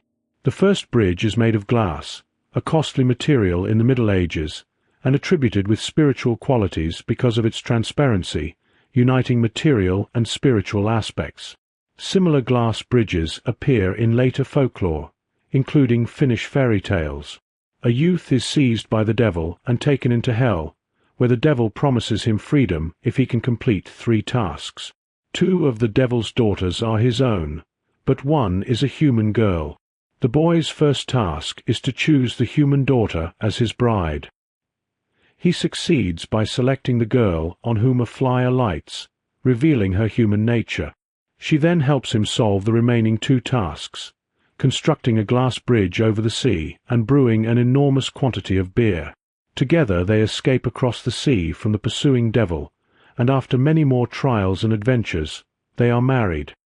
The glass bridge over the sea, which requires the assistance of the anima, symbolizes a form of spiritual understanding that allows the hero and his bride to avoid being trapped in the depths of the collective unconscious. Similarly, a correct interpretation of a dream or a genuine religious surrender to the soul can serve as such a bridge, enabling the effective operation of the transcendent function. Glass, in this context, becomes an apt image of psychic reality, situated between spirit and matter. In Perceval's story, the glass bridge is followed by the pont oil non passé, a more challenging form of the transitus. This bridge is only half complete and rotates around its center when the true hero steps onto it. Its incompleteness suggests that Christianity allows only the light half of the transcendent function to become conscious, excluding the psychic law of reversal of opposites, or enantiodromia, which is symbolically enacted in the bridge's rotation. Yet this feature enables Perceval to reach his goal, moving back along the same half of the bridge while progressing toward the opposite bank. This episode represents a regression that paradoxically leads forward, offering a striking example for modern man, whose apparent return to a quasi-pagan attitude does not abandon Christian ethical and religious values but expands them through further growth. The name of the bridge reflects the difficulty of the crossing, which leads to Perceval's triumph at Gastel Orguelius.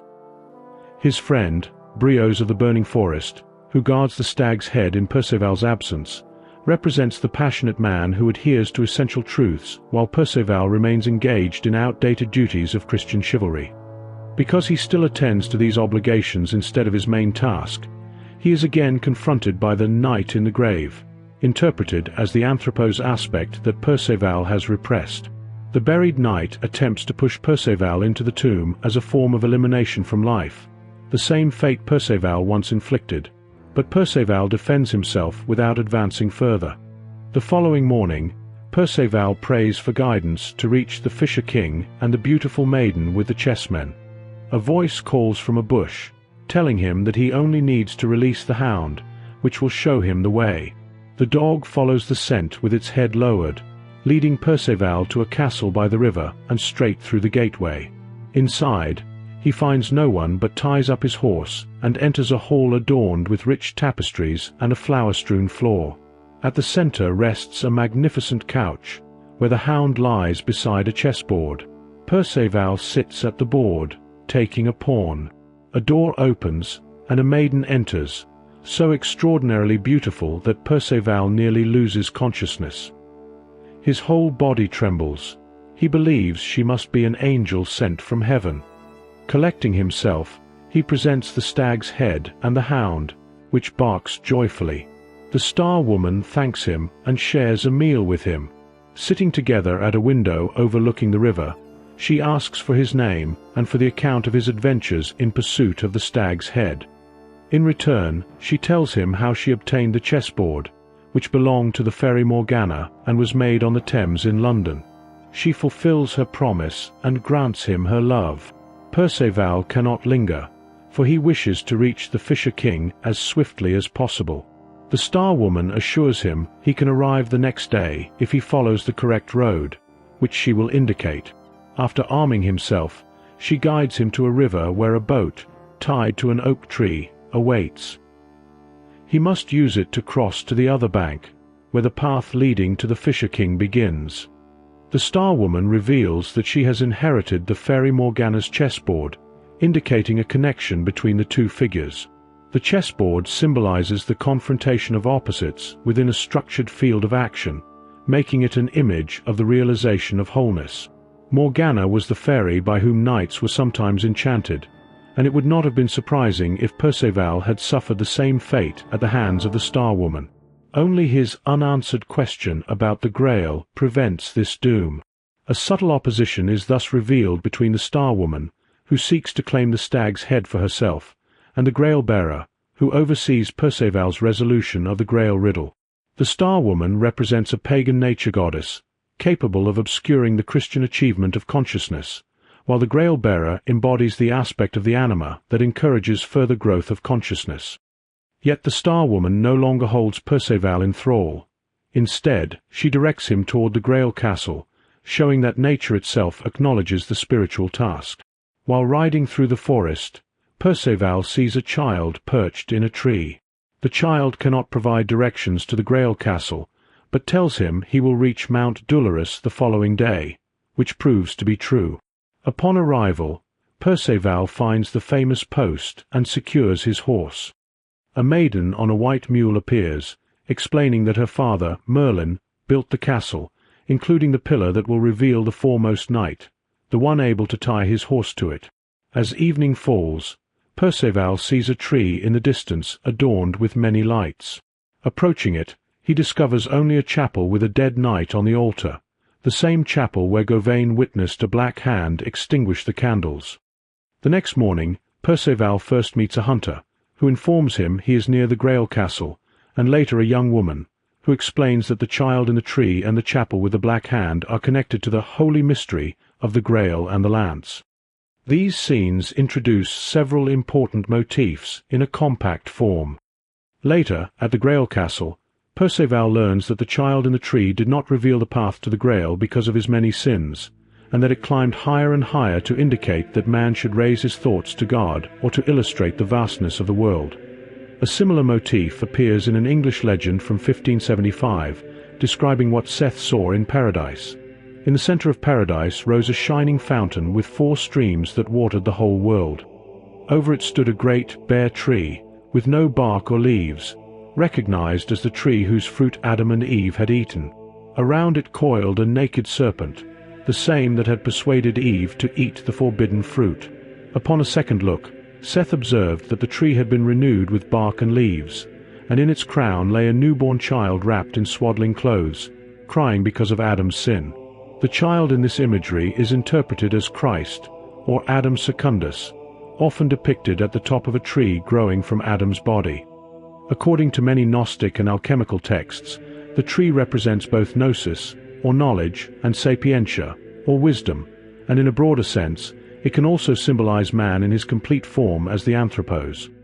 In the English legend, the child in the tree signifies a foreshadowing of Christ's birth, who will emerge from the tree of knowledge that has withered because of the sin of the first parents. In the Grail legend, however, the child does not prefigure Christ, whose birth and death lie far in the past. It seems clear that the child represents the intimation of a new Redeemer, akin to the son of the woman crowned with stars in the Apocalypse. This figure can be understood as symbolizing the process of individuation, a continuation of Christ's work of redemption within the single individual. The child's avoidance of Perceval and its act of only pointing him toward Mount Dolorous reflects that he has not yet grasped the nature of his task. Its withdrawal parallels the later withdrawal of the Grail into heaven, indicating that realization of the self was not yet possible at the level of development at that time and had to remain latent in the unconscious. Yet the child directs Perceval to the pillar at Mount Dolorous, which only the foremost knight can bind his horse to. This column, like the tree, embodies a maternal principle, the axis of the world, and the framework for the process of individuation. The tree, as a living symbol, represents both a dynamic process and a process of enlightenment that can be apprehended by the intellect but should not be confused with it. In many primitive rites, a post is set up at the center of the world, around which ritual events revolve, making it a symbolic center akin to the focus of all psychic happenings. The mountain carries comparable significance. The grievous mountain suggests that in this stage of development, the self is first experienced as a source of suffering, echoing the Christian passion. It parallels the hill of Calvary and symbolizes the anguish inherent in becoming conscious. Tying the horse to the pillar signifies a painful binding of the animal soul, subjugated and concentrated on the self. Since the horse represents the instinct that carries consciousness, its binding focuses instinct on the individuation process, restraining its free roaming. Merlin established the pillar, which gives profound significance to both him and his daughter, representing the principium individuationis par excellence. Later, Perceval encounters a tree with many burning lights, later revealed to be Fey, a magic tree whose lights are deceptive. Perceval is not misled, however, because he is determined to accomplish the miracle of this world and bring an end to such illusions. The effect of the magic tree functions as a negative counterpart to the tree with the child. In certain circumstances, the symbol of the tree carries a destructive or perilous meaning. For instance, the Gnostic Simon Magus compares the universe to a tree of fire, which at a future time must be consumed, while only its fully developed fruit, perfectly formed, is saved and gathered. This fruit symbolizes the anthropos, the self. Similarly, alchemists described Mercurius as a sap that grows in the tree but also consumes it, representing the spiritus vegetativus that pervades all of nature, both animating and destructive. Another alchemist, influenced by Kabbalism, speaks of a trunk of the tree of death that emits a red death ray, where the tree becomes both coffin and mother of death.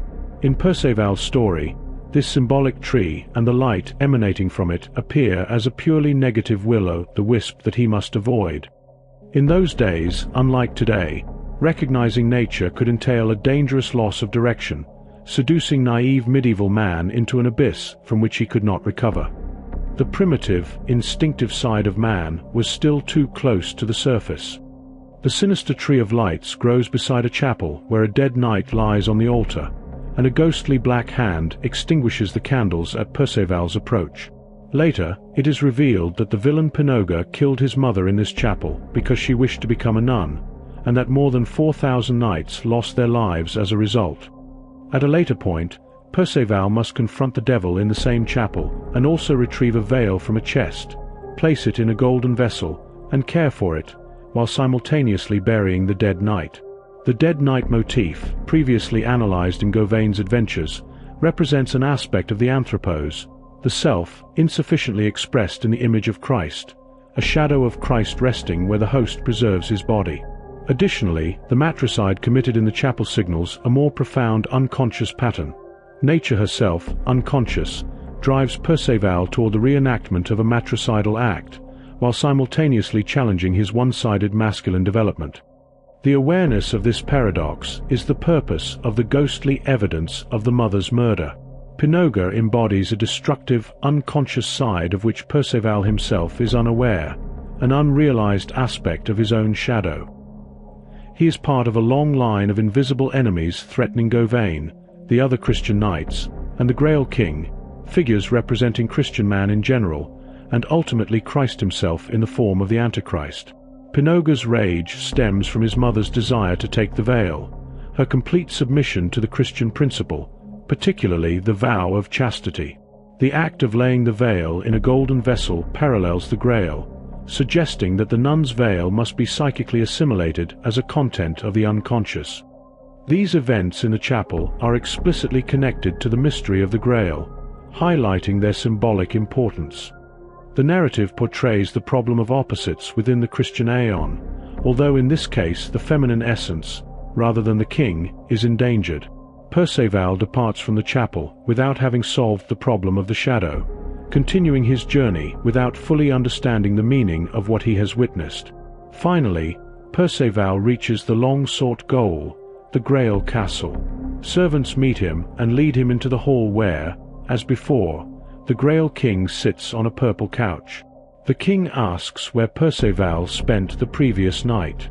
Perceval recounts his adventures and expresses his desire to understand the meaning of the child in the tree with the lights, and the chapel with the dead knight. The king is ready to explain, but first they must eat.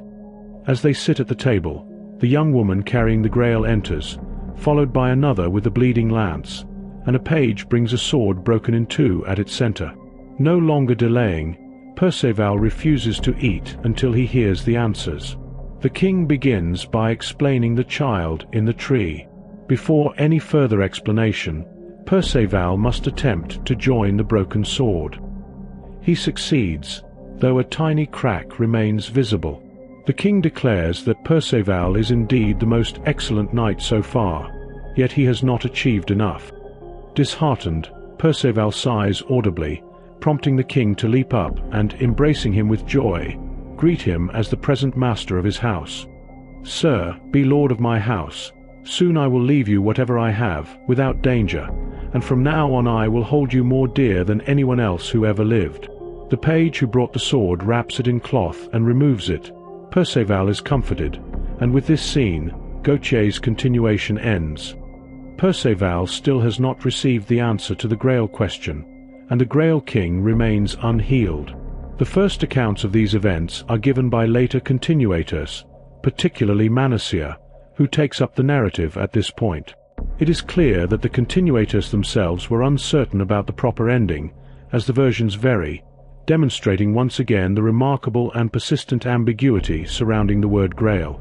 In Manasseh, the conclusion takes a somewhat different form.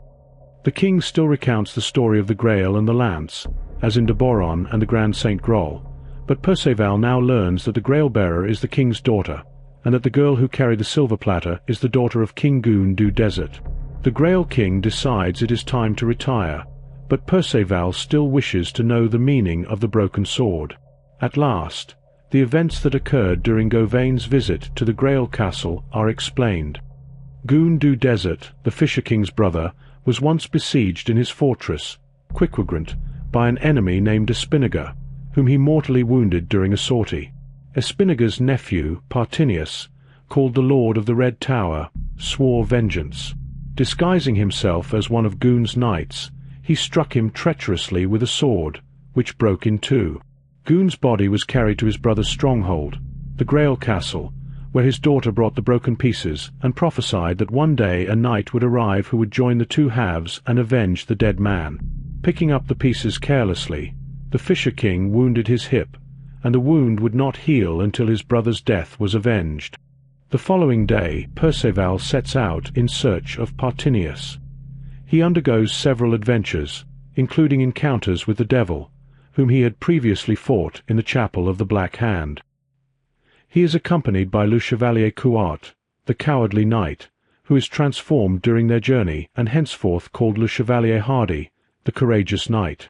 In combat with a Round Table knight, both are severely wounded and remain on the battlefield, whereupon the Grail appears and heals them. After many other lesser adventures, Perceval finally reaches Partinius' castle. A pine tree in front bears a shield, which Perceval throws to the ground. Partinius emerges, and a fierce struggle ensues. Perceval is victorious, and because Partinius accepts no conditions, he kills him, decapitates him, and sets out once more toward the Grail Castle carrying the head. Perceval finds the Grail Castle seemingly by chance, after having ridden throughout the entire summer. A watchman informs the king that a knight approaches with a head hanging from his saddle bow. The king rises and is healed. Partinius' head is impaled on a staff atop the highest tower. The meal with the Grail procession follows. When Perceval announces his name, it is revealed that he is the son of the king's sister, not the grandson as in other versions. He refuses to accept the crown while his uncle is alive. Perceval returns to Arthur's court, where he recounts his adventures to the court's best chronicler, who is commanded by Arthur to write them down and preserve them in a casket in Salisbury. After some time, a Grail messenger arrives with news of the king's death. Perceval proceeds to the Grail Castle, accompanied by the entire court, who assist at his coronation and remain with him for a full month. During this period, the Grail provides the assembled company with the most exquisite foods. Perceval gives his cousin, the Grail-bearer, and the maiden with a platter in marriage to two valiant knights. He rules in peace for 7 years.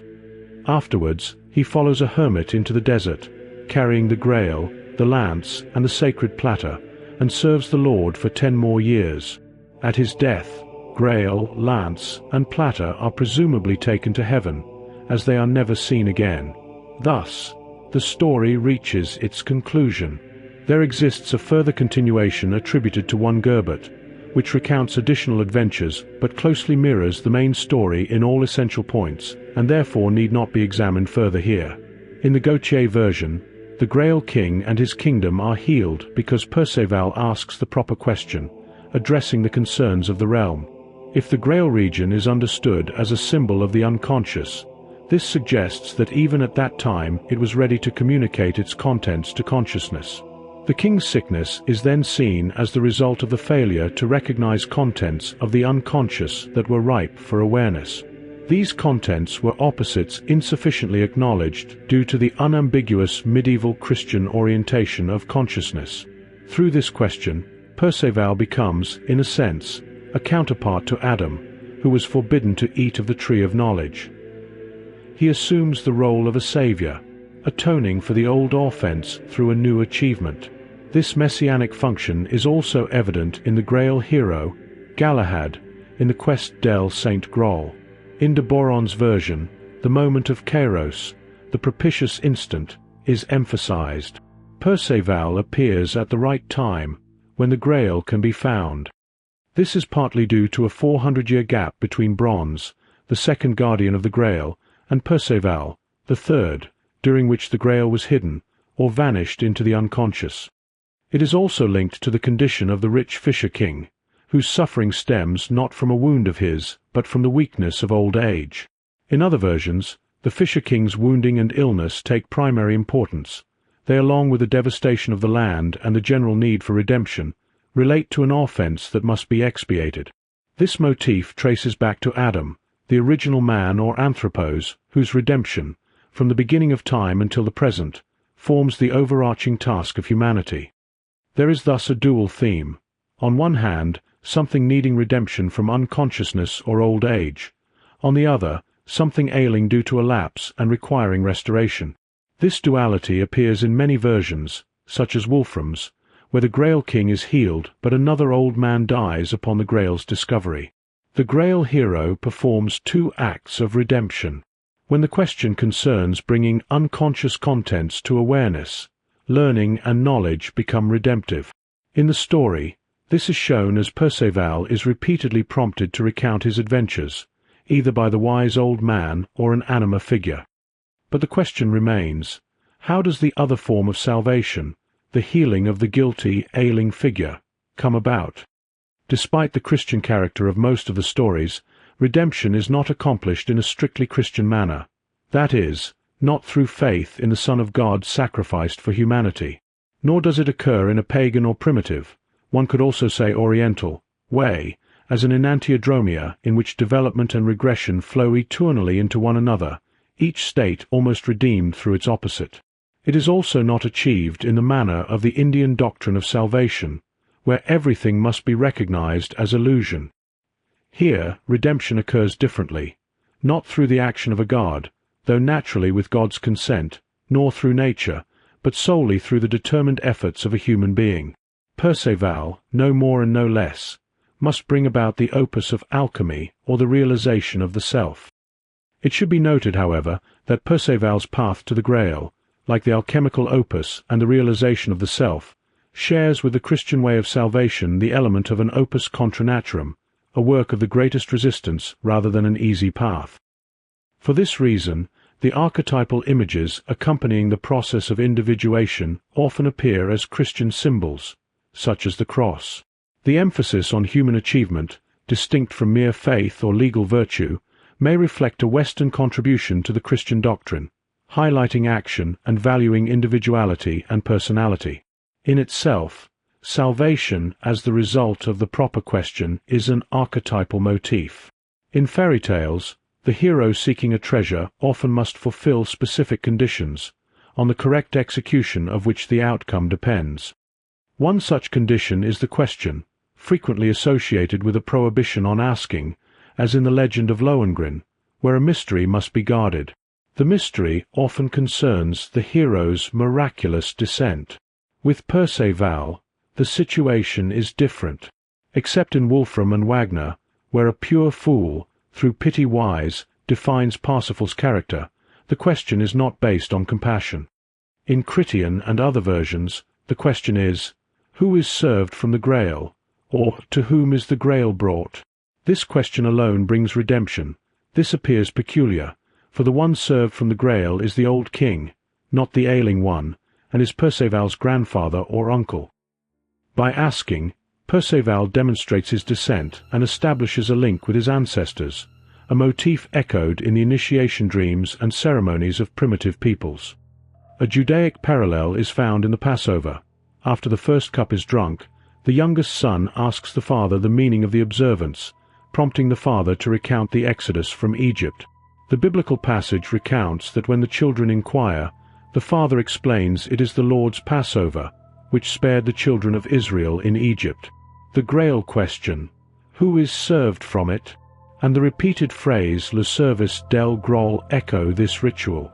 The Israelites' remembrance of exile mirrors the Britons' exile, representing the closest parallel to the Grail question. In the story, the old king can die only when he recognizes his descendant and is able to pass on his property. In this case, the Grail.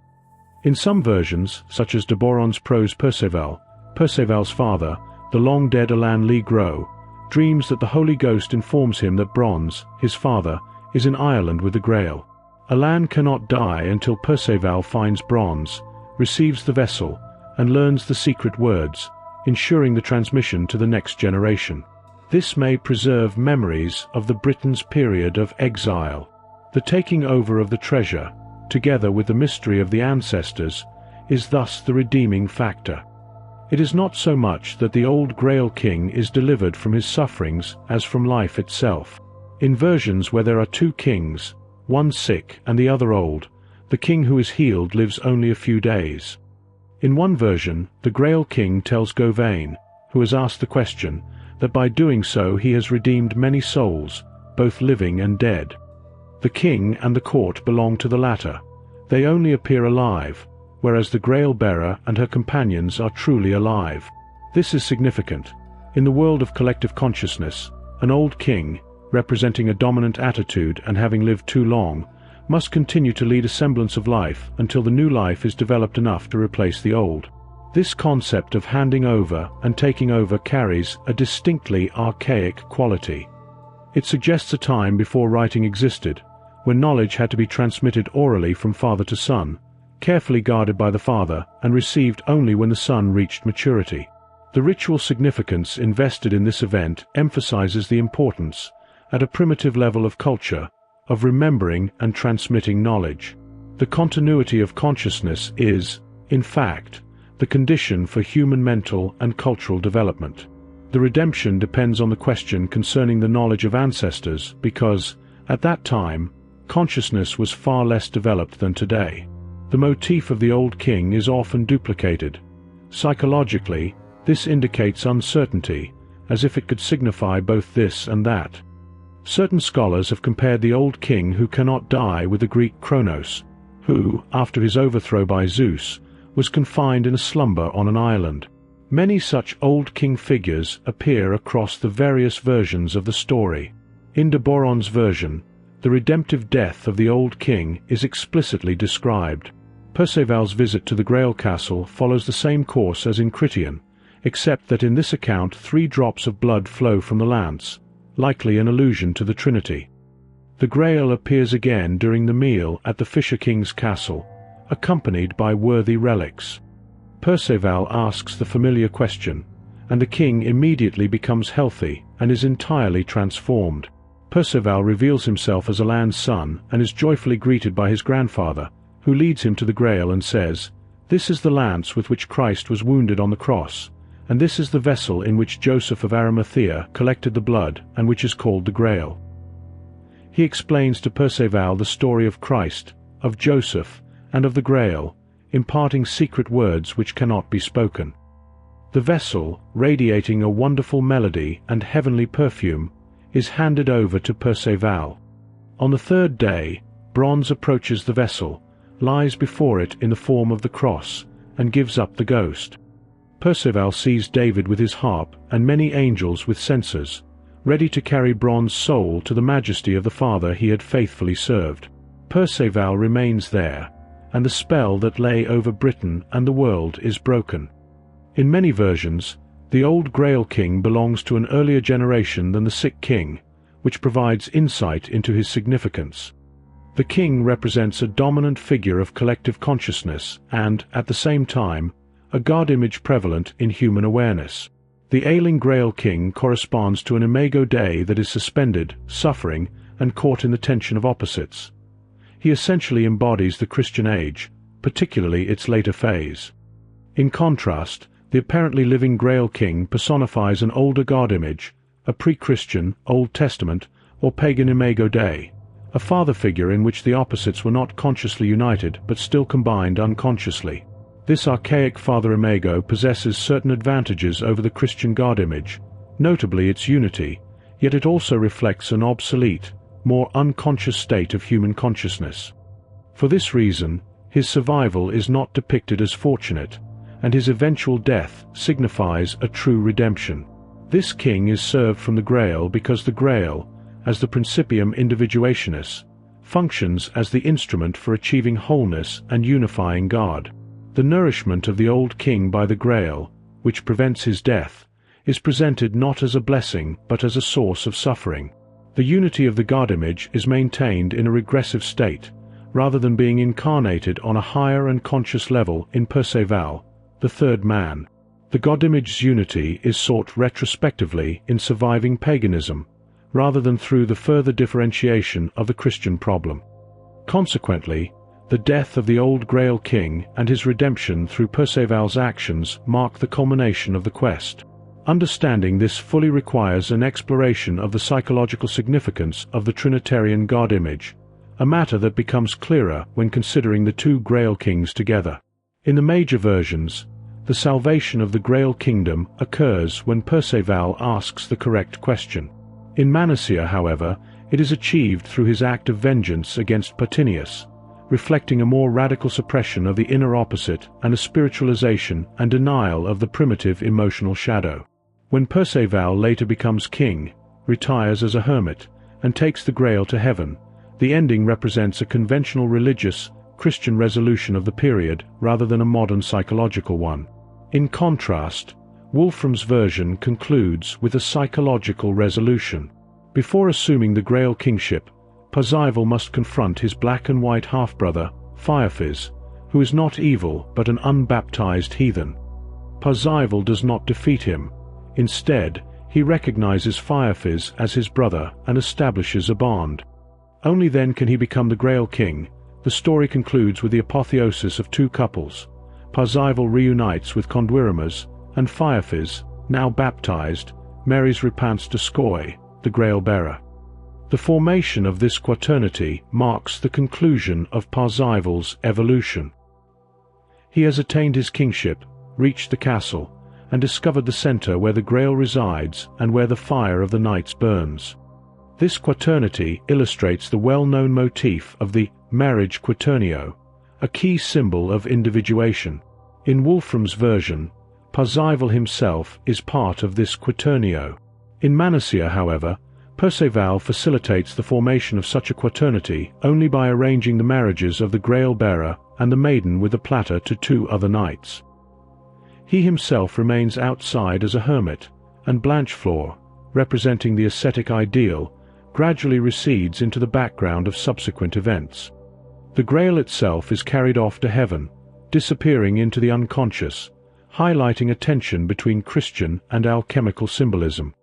In Christianity, the teleological expectation of the marriage of the Lamb endures as the vision of the goal, with Christ as the spiritual king sacrificed for the welfare of his flock. As the sacrificial lamb, he is united with his bride, the Church. In alchemical symbolism, however, the lapis represents a distinctly eremitical ideal, a goal for the individual. It is not a sponsus, not a communal figure, but a secret treasure belonging solely to the individual, like the hidden treasure in a field or the pearl of great price described in the Gospels. The withdrawal of the Grail similarly signifies a symbol conferring the highest value on the individual. It belongs not to the community, but to the unconscious, where the individual may find it. The revival of the forest hermit's way of life during the Crusades reflects this focus on individual religious experience, a monastic realization at a subjective level, integrating a solitary inner life with its spiritual experiences. Yet the Grail's ascent into heaven, recalling the catching up of the Saviour born to the woman crowned with 12 stars in Revelation, indicates that such integration could not be fully achieved in the consciousness of medieval man. Chrétien's story, unable to reach a definitive ending, prompted continuators to offer varying conclusions, reflecting the uncertainty of the medieval mindset in comprehending these deep psychic problems. The psychic assimilation of Christian symbols had to advance further. Robert de Boron, a contemporary of Chrétien, undertook to shape the material in this direction, seeking to link the Grail legend more closely with Christian tradition.